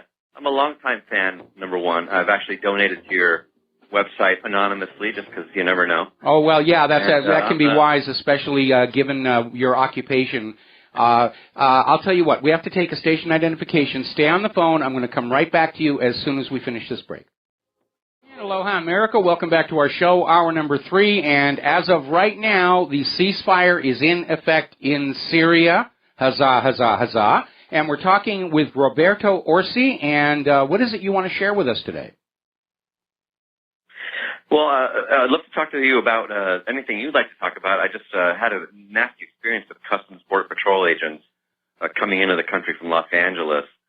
I've had a rough time with TSA. Yeah, they've been a real problem for me as well.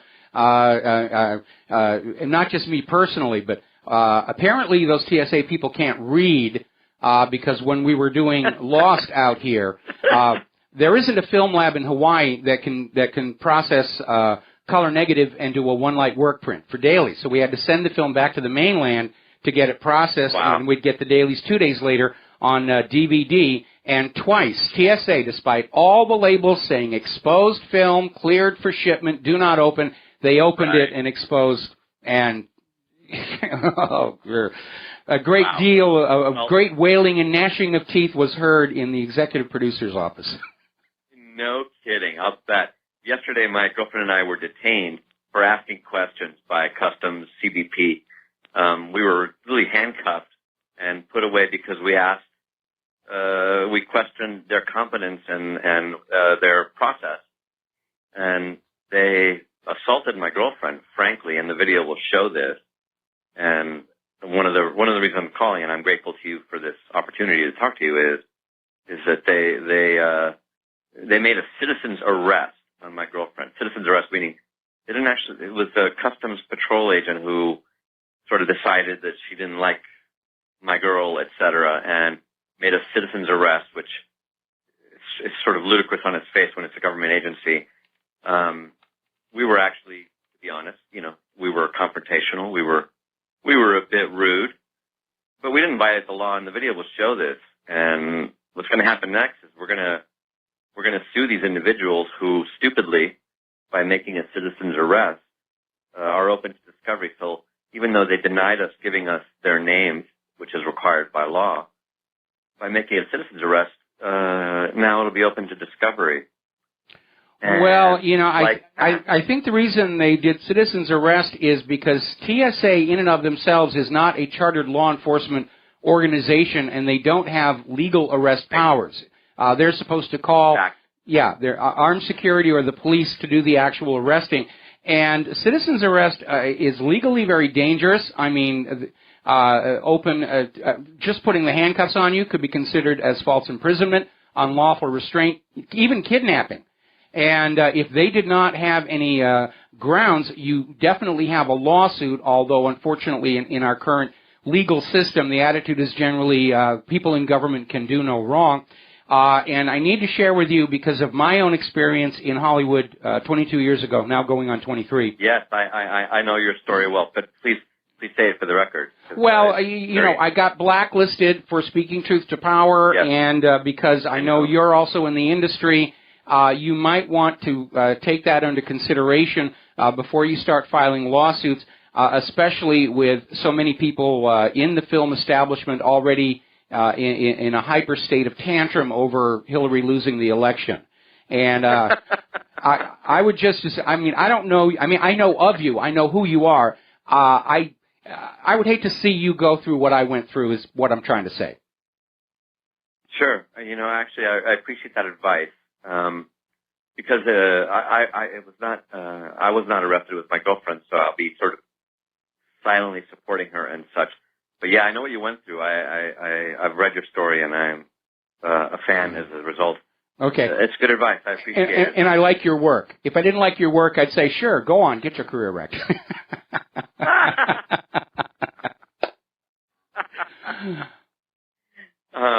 Well, this is a pleasure to talk to you. Is there anything else we can discuss while I have you? Well, I'll tell you this. I would like to see that video, and if it's okay with you, I'd like to post it and start getting that out there because it does feel like our entire society is starting to break down just out of this sheer desperation to keep things going the way they have been before. But it has reached a point of abuse on a personal level that I think is unconscionable. TSA has never actually caught a real terrorist in all their years of abusing people. Yeah, exactly. Every time Department of Homeland Security runs a test on them, more than 90% of the fake bombs and guns get past them. TSA wrecked a very expensive laptop of mine in Seattle. And again, like I said, they cost the lost production, 2 days of production. And so it's also wrecked tourism here in Hawaii, coming from the United States. And nobody wants to be treated like a POW, coming in and out of the state. Let me ask you this. Sure. I've read some stuff to this effect. Do you think that the reaction that's happening right now from, let's call it officialdom, is a sign of desperation? Absolutely. I can almost smell the panic. Are the people waking up? Do you smell the panic? Yeah, the people are definitely waking up. We're seeing it in our readership and listenership numbers. We're seeing it in the polls about how few people still trust the corporate media and the government. It is a great awakening. It's like in the Matrix, all of a sudden somebody delivered a cargo load of those red pills, and everybody's like saying, wow, boy, did they make fools of us for all these years. Well, what a pleasure to talk to you. Like I said, I'm a fan, and I support your endeavors. So thank you for taking my call. I really appreciate it. It's reciprocal. I'm a fan of the stuff that you've worked on, and I just want you to remember one thing that's very important. If you ever do a movie about me, I look just like Dwayne "The Rock" Johnson. It's like looking in a mirror, okay?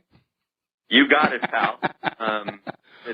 That's a deal. And by the way, we should talk about that offline. Okay. Absolutely. It was a pleasure talking to you. Thank you very much. You too. Take care of yourself. All right. Have a happy New Year. All right. I'd like to do a shout-out now to our on-air affiliates who are just now rejoining our network. And that was definitely a nice call to get here. And like I was telling that other caller before, the gentleman whose parents don't want to hear what's going on, time is going to change that because I had friends and family and relatives that early on in all this didn't want to hear what I was saying. But eventually they're all waking up. They're coming around to it. And that's a good thing.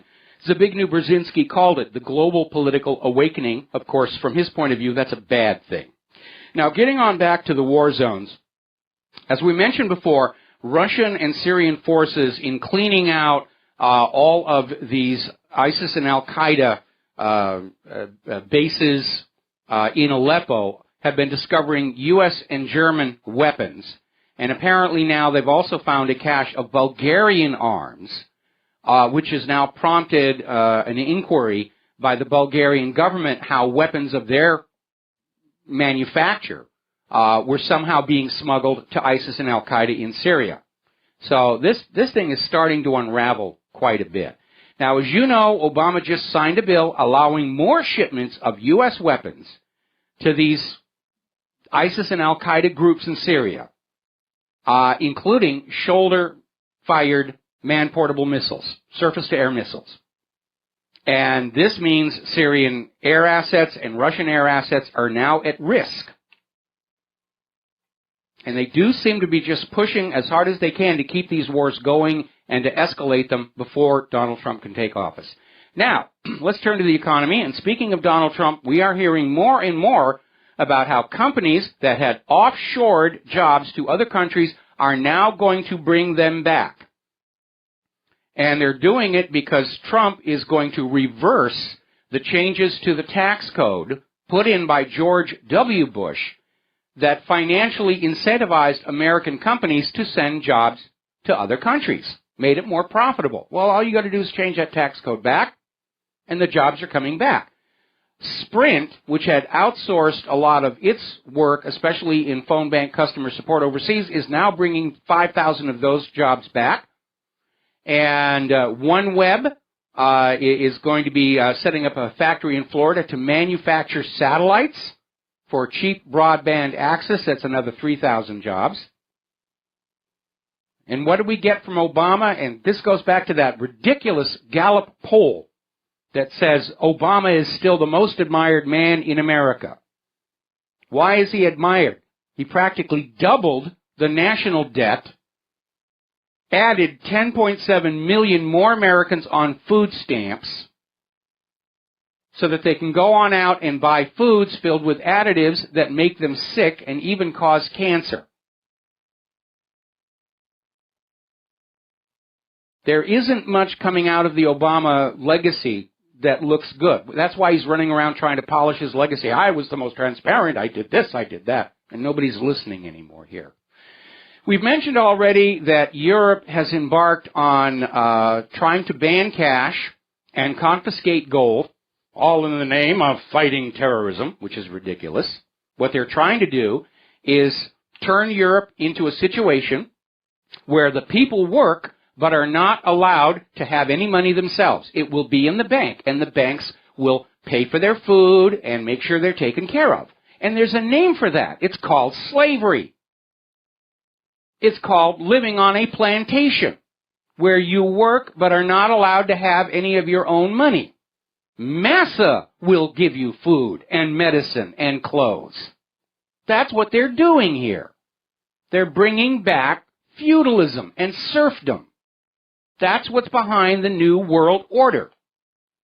And it is, at its core, a fascist economic dictatorship.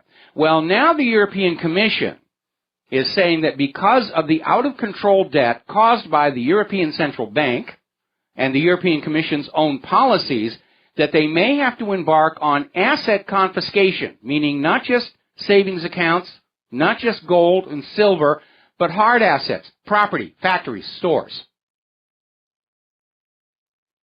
And remember, the Nazis confiscated gold as well. Just so that you know the direction the European Union Commission seems to be heading here right now. Article out of Investment Watch blog. The real problem right now is the massive government debt, which is a problem all over Europe and here in the United States of America, and the credit bubble. They're desperate to get you to borrow money. I keep getting all these little applications in the mail. You've been pre-approved for a credit line of $82 billion or whatever it is. And I tear them up. I put them in the shredder.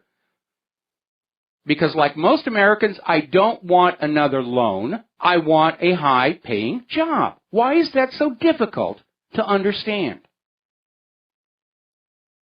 And the reason there is so much debt goes back to those private central banks, which by design create more debt than money with which to pay that debt.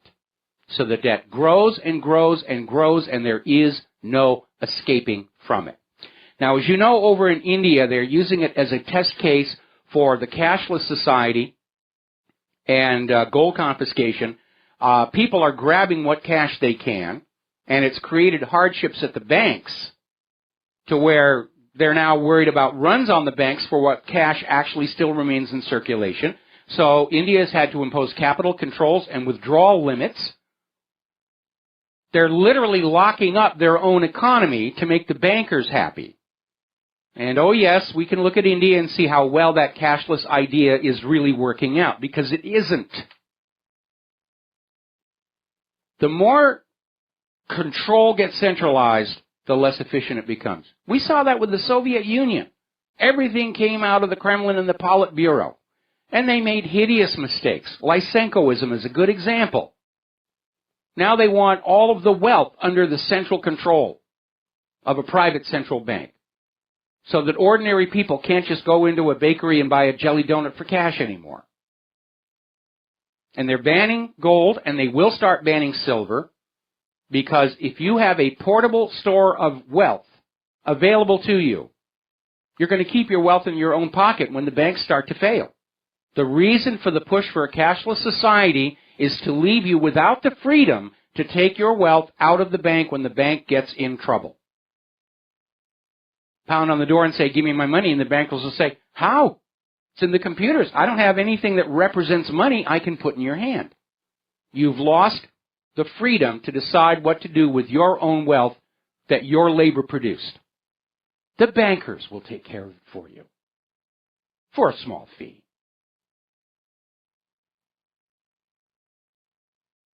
Probably the biggest battle we're going to see in Washington, D.C. after January 20th is going to be Donald Trump against Janet Yellen, because Trump made some promises about reining in this out-of-control financial mess in the Federal Reserve and Wall Street. Trump was talking about a full audit, and we know how panicked the Federal Reserve is to avoid a full audit. Because when the American people see how much wealth these private bankers have taken from our pockets using nothing but ink, paper, and numbers in a computer, they're going to be furious. And they should be. Now, the world's richest are doing really well. They increased their wealth by $237 billion in 2016. And then, unfortunately, they turn around and they start thinking that all of those billions give them the right to play God with the rest of us, whether it's George Soros or Bill Gates. We'll decide that you need these vaccines. We'll decide that your population needs to be reduced. We will, because we're God's incarnate, because we have lots of zeros after our name here. Down in Venezuela, which has been a target of U.S. economic warfare for many, many years, they've lost over 1 million private sector jobs in 2016. 2017 is shaping up to be worse. And I'm sure they're going to adopt the U.S. system of counting the jobless and say, we only have a 5% unemployment rate. Apparently, people are hoarding currency down there as well, and they're coming up short. Venezuela has ordered additional currency. It's late in getting there. So it's causing all kinds of misery. But you know, from the point of view of a money junkie, it doesn't matter how much misery they cause as long as they get that next fix. We need to recognize that money junkies really are ill. They're mentally ill. They're addicted to money. And it's not just the money they've got now. They need another chunk coming in to get that adrenaline, cocaine-like thrill. Remember that documentary Inside Job won the Academy Award for Best Documentary and then vanished from the American culture? And they talk about how they wired up the brains of Wall Street traders and discovered that when they hit a big score, the part of the brain that lit up was exactly the same part that lights up when you do cocaine. We need a Betty Ford clinic for money junkies. Nice, mahogany paneled office, plush carpeting, brass fittings, all very rich. And there's a $20 bill in the middle of the floor that's wired to a spark coil. And every time they try and grab that, they get a nasty shock. Because it worked for the people quitting smoking. But they're mentally ill. They're addicts. And we don't recognize it because when we look at somebody who's a cocaine addict or a meth addict or an opium addict, they look pretty bad. Money addicts look really good. They look like somebody we should be admiring and emulating, and they're not. And again, I want to differentiate between people who become rich by providing something we want to buy, like Steve Jobs in the Apple II, like James Cameron, who makes these wonderful, wonderful movies, or George Lucas. That's what capitalism is supposed to be. We should be admiring and emulating those guys, not these people like Bernie Madoff, who simply gamed the system to draw huge amounts of wealth to themselves without returning anything of value to the society. That's a money junkie. Down in Rio, their government workers have gone without pay for so long, they're now having to line up for food assistance. I guess the Olympics didn't work out very good for them as well. Up in Manhattan, we're seeing the first signs of the collapse of the housing bubble. It's even hit Amy Schumer.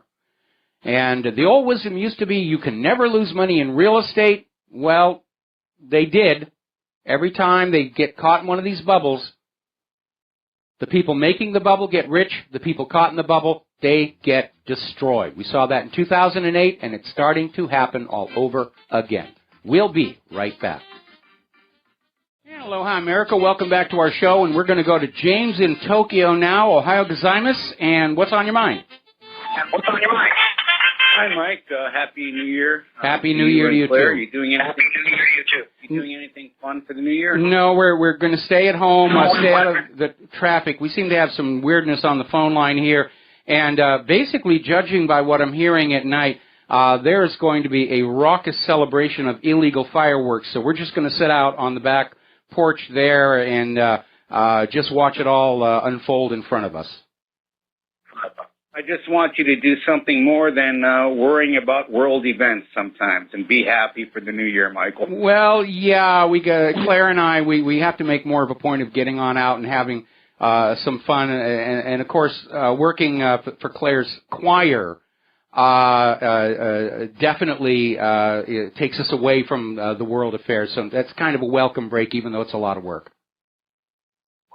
Hey, I was really sorry to hear about John from Barbados. I listen to your show not all the time live, as we have a different time zone here in Tokyo, but every time that boy would talk, I really liked listening to him. It has been amazing just how many people were really following him and paying attention to him, and the outpouring of condolences has just been tremendous. There's actually now a website that is set up in memoriam to him, and people are doing all kinds of testimonials, and he was a person of influence in interesting times. Yeah, he's really interesting, and actually I think out of all the callers that go into your show, he was really the most interesting, and like even sometimes I would listen to your show in the shower, and if John from Barbados came on, I would turn water down to be able to hear him better. So I think he was a very intelligent man, and just sorry to hear him go, and I wish his family the best for the new year. Mike, I went to Russia recently in Vladivostok, and it was kind of interesting because you kind of get to hear like what people think of Putin. And everywhere you go there, like from a convenience store to, anywhere to like buy a newspaper or a supermarket, they're selling all Putin paraphernalia. And I would ask my girlfriend and all her family and friends and just people I meet, I mean, is this like some kind of scam, or do the Russian people really love this guy? And they all said, we all love Putin. Like he's like extremely popular in Russia. I found that really interesting. I've never seen such a love for a leader like that. I do get that from a lot of people who email me from within Russia, and it's not just within Russia. I mean, Putin has presented himself to the world as a statesman, a real leader, as opposed to other heads of state who are behaving like spoiled children, even as I speak. And he's highly regarded around the world. Apparently, in the online voting for Time Magazine's Man of the Year, Putin did very well. Of course, Time Magazine wasn't about to put Putin on the cover, and so they gritted their teeth and went with Donald Trump.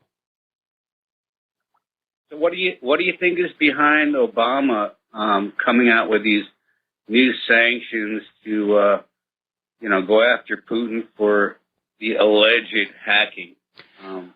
Well, again, the expulsion of the diplomats and the sanctions are symbolic gestures, because after January 20th, Trump will simply undo those.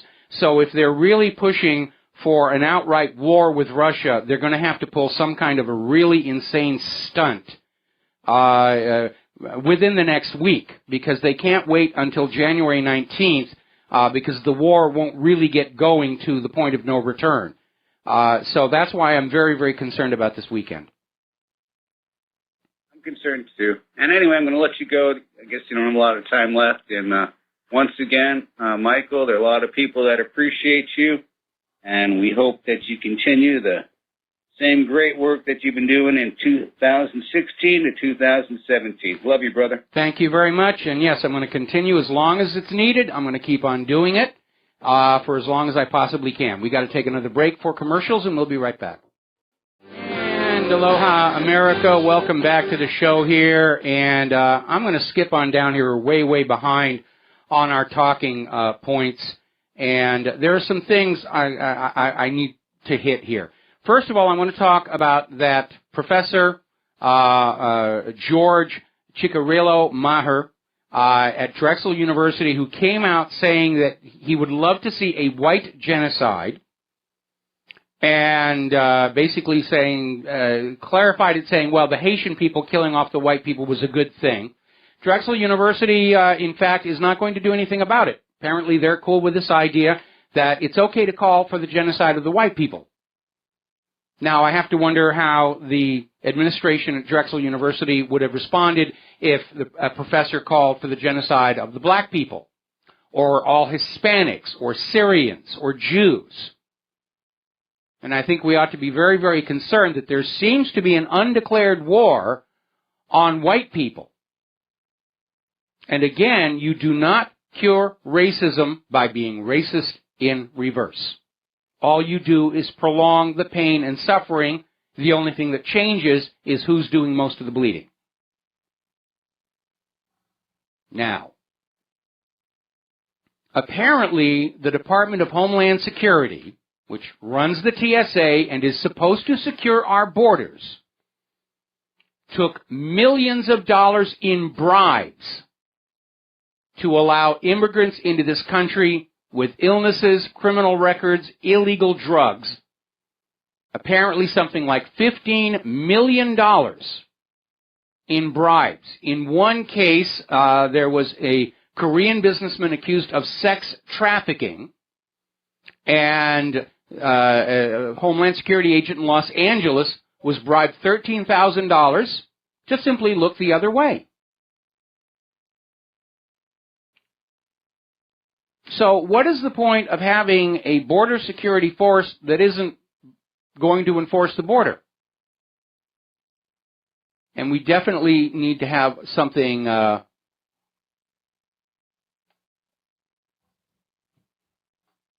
about that, really. Remember, Eisenhower shut down all the illegal immigrants with Operation Wetback, which of course would be denounced by liberals today. Oh, wetback, that's racist, that's this. But that's what Eisenhower called it, with only 1/10 of the current workforce of immigration and border and customs enforcement.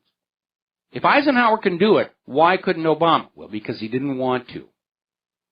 Apparently over in Finland, they have jailed the former head of Helsinki's anti-drug police force to 10 years for drug smuggling. Kind of amazing stuff out there. Apparently, in Philadelphia, 450 drug convictions may be reversed because the police were caught framing totally innocent people. Got to make our quotas. We got to get the things out there. Gun sales hit a record high on Black Friday. Now it's the liberals who are arming up and getting into preppers. They think the world is going to fall off of its pedestal now that Trump is the president here. Over in Athens, Greece, they've got snow, and if you think that sounds kind of weird, it is. It's very rare. Pictures of it all throughout social media. New England is getting ready to be buried under at least 2 feet of snow. Blizzard coming on in, and they're predicting that on New Year's, we could see all 48 of the contiguous states below freezing. Now, right now, the roads in eastern Oregon are closed from snow and ice, hazardous driving conditions. And I want to repeat a story that we had just yesterday because you need to remember it. This is coming out of realclimatescience.com. And basically, they've gone through this report from NOAA, the National Oceanographic Atmospheric Administration. And this is the report that everybody is bandying about to say, oh, 2016 is the hottest year on record, the Earth is continuing to warm, and going through the data and actually looking at what NOAA has in this report, it is very obvious that the warming is completely imaginary, as is the claim 2016 is the hottest year on record, because of the statistical corrections being done to the data. In other words, they're fudging the data. If you look at the raw data, it doesn't support the conclusion. They don't get the data that supports the conclusion until they mess around with it. And remember when the ClimateGate scandal first broke at the Hadley Climate Research Unit, and it was a leak of emails where they talked about hiding the decline, and it was a leak of the actual computer code that had produced this hockey stick. And you could see in the source code where they simply said, past this year, start adding so many degrees per year to get the result that they wanted. And they're still out there screaming about global warming. They're trying to write any article that keeps hammering global warming, global warming, global warming. Story that came out of The Independent in Great Britain, the same newspaper that told us back in 2000 snowfalls are a thing of the past. Now they're saying global warming is causing birds to migrate early. Oh, how terrible for the birds. I don't think the birds care. And over at Common Dreams, they're out there with this idea that climate change is the likeliest cause for extreme Arctic heat. Now, looking at the actual raw data from the buoy up there by the North Pole, there was a very brief interval where the temperature did go above 0 degrees centigrade, at which point they started screaming the Arctic ice is melting. And they're wrong there because when they talk about 0 degrees centigrade or 32 degrees Fahrenheit as the freezing point of water, they're talking about fresh water. Salt water freezes at a much lower temperature because of the salt content. So this idea of saying, oh, 0 degrees centigrade, it's losing 57,000 square miles of ice, was complete out of thin air nonsense. And we don't know what caused that brief burst of heat. Could have been Al Gore with a flamethrower, for all we know. The fact that it was unique and spurious says there was something unknown going on. All right, let's grab a couple of phone calls here. Tom in Utah, aloha. Welcome to the show. What's on your mind? Mike, since you touched on the global warming, does anybody ever speak about the solar warming? Because as I understand, there are reports coming from the people who study the conditions of the other planets that those planets are warming. So the whole indication is that the sun has got a heating cycle is going through right now. No, you're absolutely right. When the Earth really was warming back in the 1990s, spacecraft at the other planets were also reporting an increase in temperature. And now that the sun has gone into a cooling phase and Earth is cooling, these same spacecraft are also reporting that the temperatures on the other planets are also in decline. And we've talked about the Maunder minimum before. And indications are that we are going to see a period of diminished solar activity, a repeat of the Maunder minimum, which means we'll have a repeat of the Little Ice Age. Well, since this shifting of the polar air has moved down across us, I'm hoping you had a chance to look at my exposure of the problem with the manufactured mobile home industry and that gassing America, because right now is a kill time for the individuals that are in those units if the wind and weather is right. I did look at it, and I'll tell you the one place where I had a problem with it was the implication that the sighting of the vent near the heating outflow was somehow intentional, and I think it was just I had a problem with that part. The reason I say it's intentional is because anything that's done in the government, in those agencies, is reviewed. In fact, when I testified before HUD in 2009, several people in the room were just enraged. I didn't blame that on them. I just simply said this is what occurred in that 1976 act.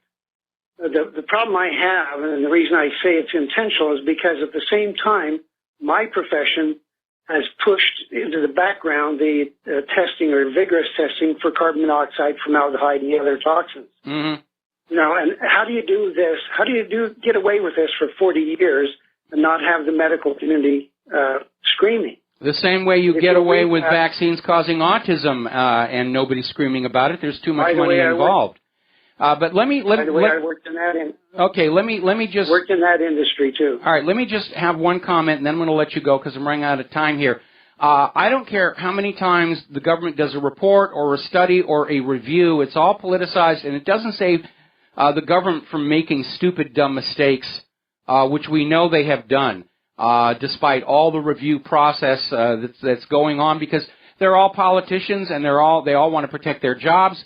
They're being told by their political masters, this report must say this, and it comes out of this belief that politics can overrule reality and science.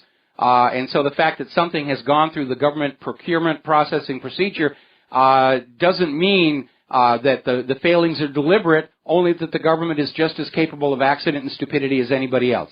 So, Tom, thanks an awful lot. I got to let you go. Got to let you go. And we're going to go to Ron in Missouri. Welcome to the show. What's on your mind? Hi, Mike. This might be off topic, but this is this new Boston bombing marathon movie coming out. Yeah. I guess it's just pure propaganda for the people. Do you think there's that many people that still believe the official story? Last I heard, no, nobody is buying it, mostly because of public awareness that the remains of the bombs were in these black backpacks with these very easily identifiable white rectangular patches on them, and the Tsarnaev brothers photographed at the scene were both wearing gray backpacks, and there were this group of men wearing khaki pants and black jackets. When they were standing together, it was clearly a uniform. One of them had a black backpack with a white patch on the top before the bombing, and after the bombing, the same guy was photographed without that backpack. Now, if I'd been the Tsarnaev's lawyer, I would have shown that to the jury, and that would have been the end of the trial, because there's your reasonable doubt right there. But they fixed up Dzhokhar Tsarnaev with this lawyer who's famous for railroading, embarrassing people into prison to get them out of sight. And she literally walked in and said to the jury, yeah, he did it. I mean, what kind of a defense are you mounting when you tell the jury that, yes, the guy did it? And they didn't bring in this evidence that the backpack with the bomb was not the backpack that the Tsarnaev brothers were seen with. And this thing was a kangaroo court from beginning to end. So I'm not expecting great things from the Boston bombing movie because right now corporate media, the entertainment industry, and the government, they're all a band of brothers, and they are feeling their grip on the minds of America slipping. And it would take a very courageous individual indeed to try and tell the truth anywhere within that complex. And isn't it true that the younger brother asked for a new trial was denied? Yeah, I believe so. And again, it was a railroading. It was the same thing they did to James Earl Ray, where his government-appointed attorney said, if you plead guilty, you'll be out in a few years. So James Earl Ray pled guilty. The judge said life in prison, no possibility of parole. And then James Earl Ray said, well, I want to take my plea back because this was on the advice of the attorney you guys gave me. And the judge said, no, we got your confession. That's all we need.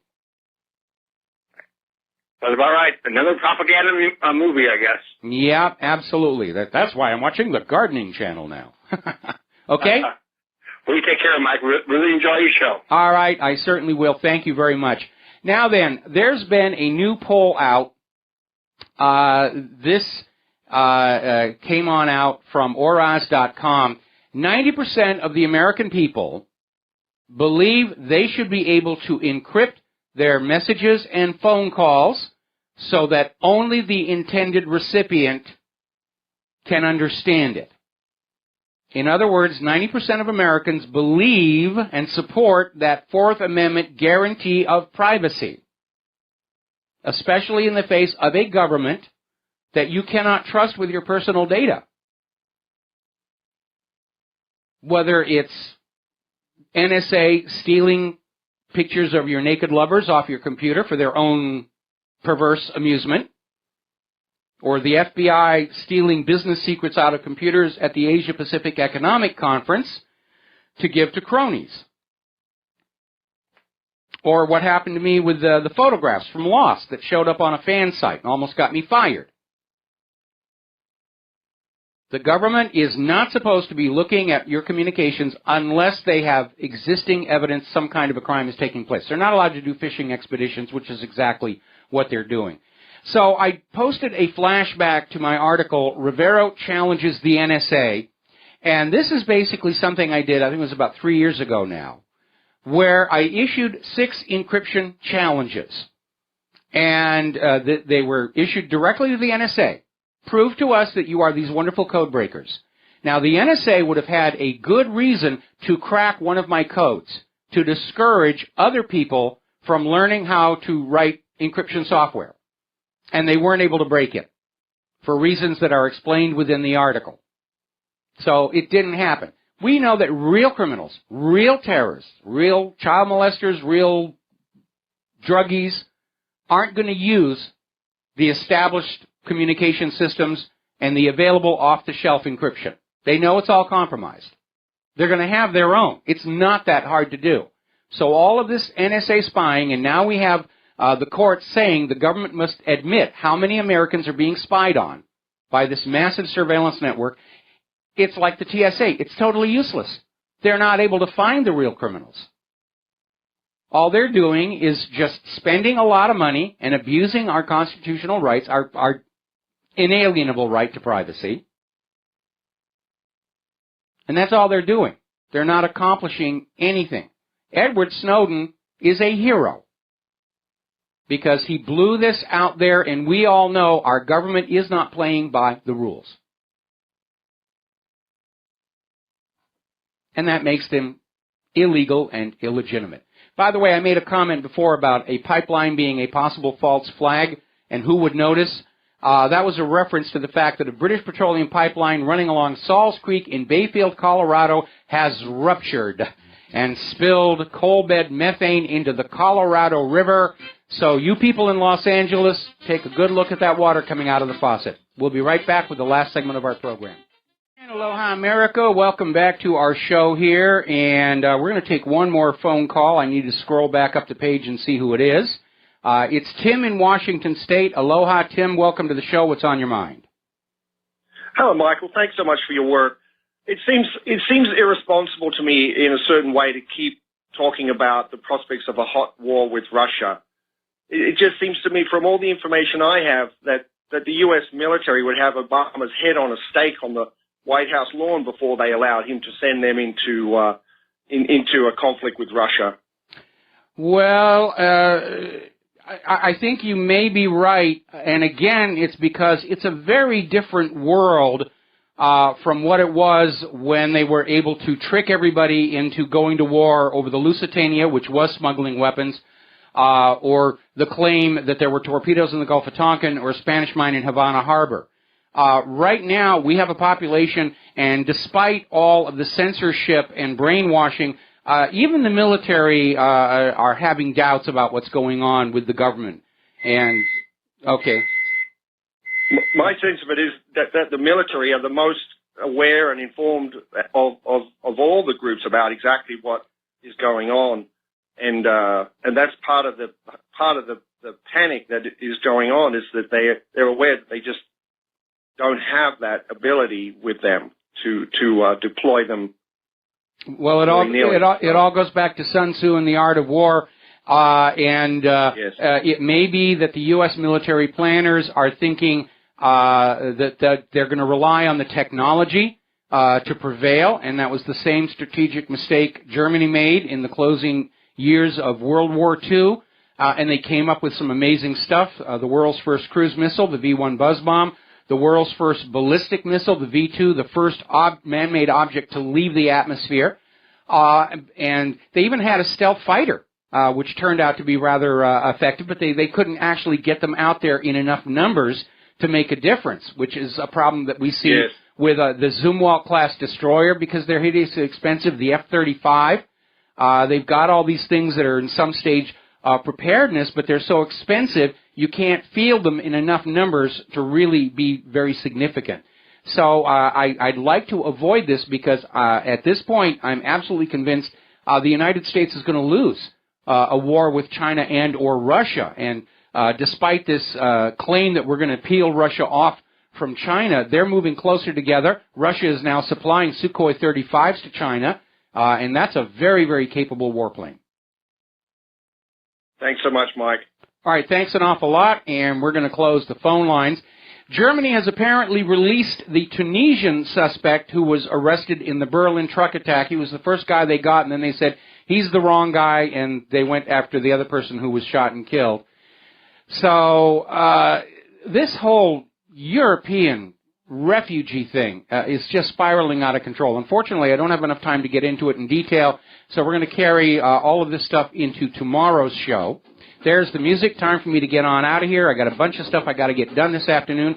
So we're going to basically sign off early and say you are all part of the independent media. Please take what you learn here, share it with other people. Be gentle. Do not trigger their defensive reflexes. And we'll talk to you tomorrow, Friday, end of the year show. Aloha, America.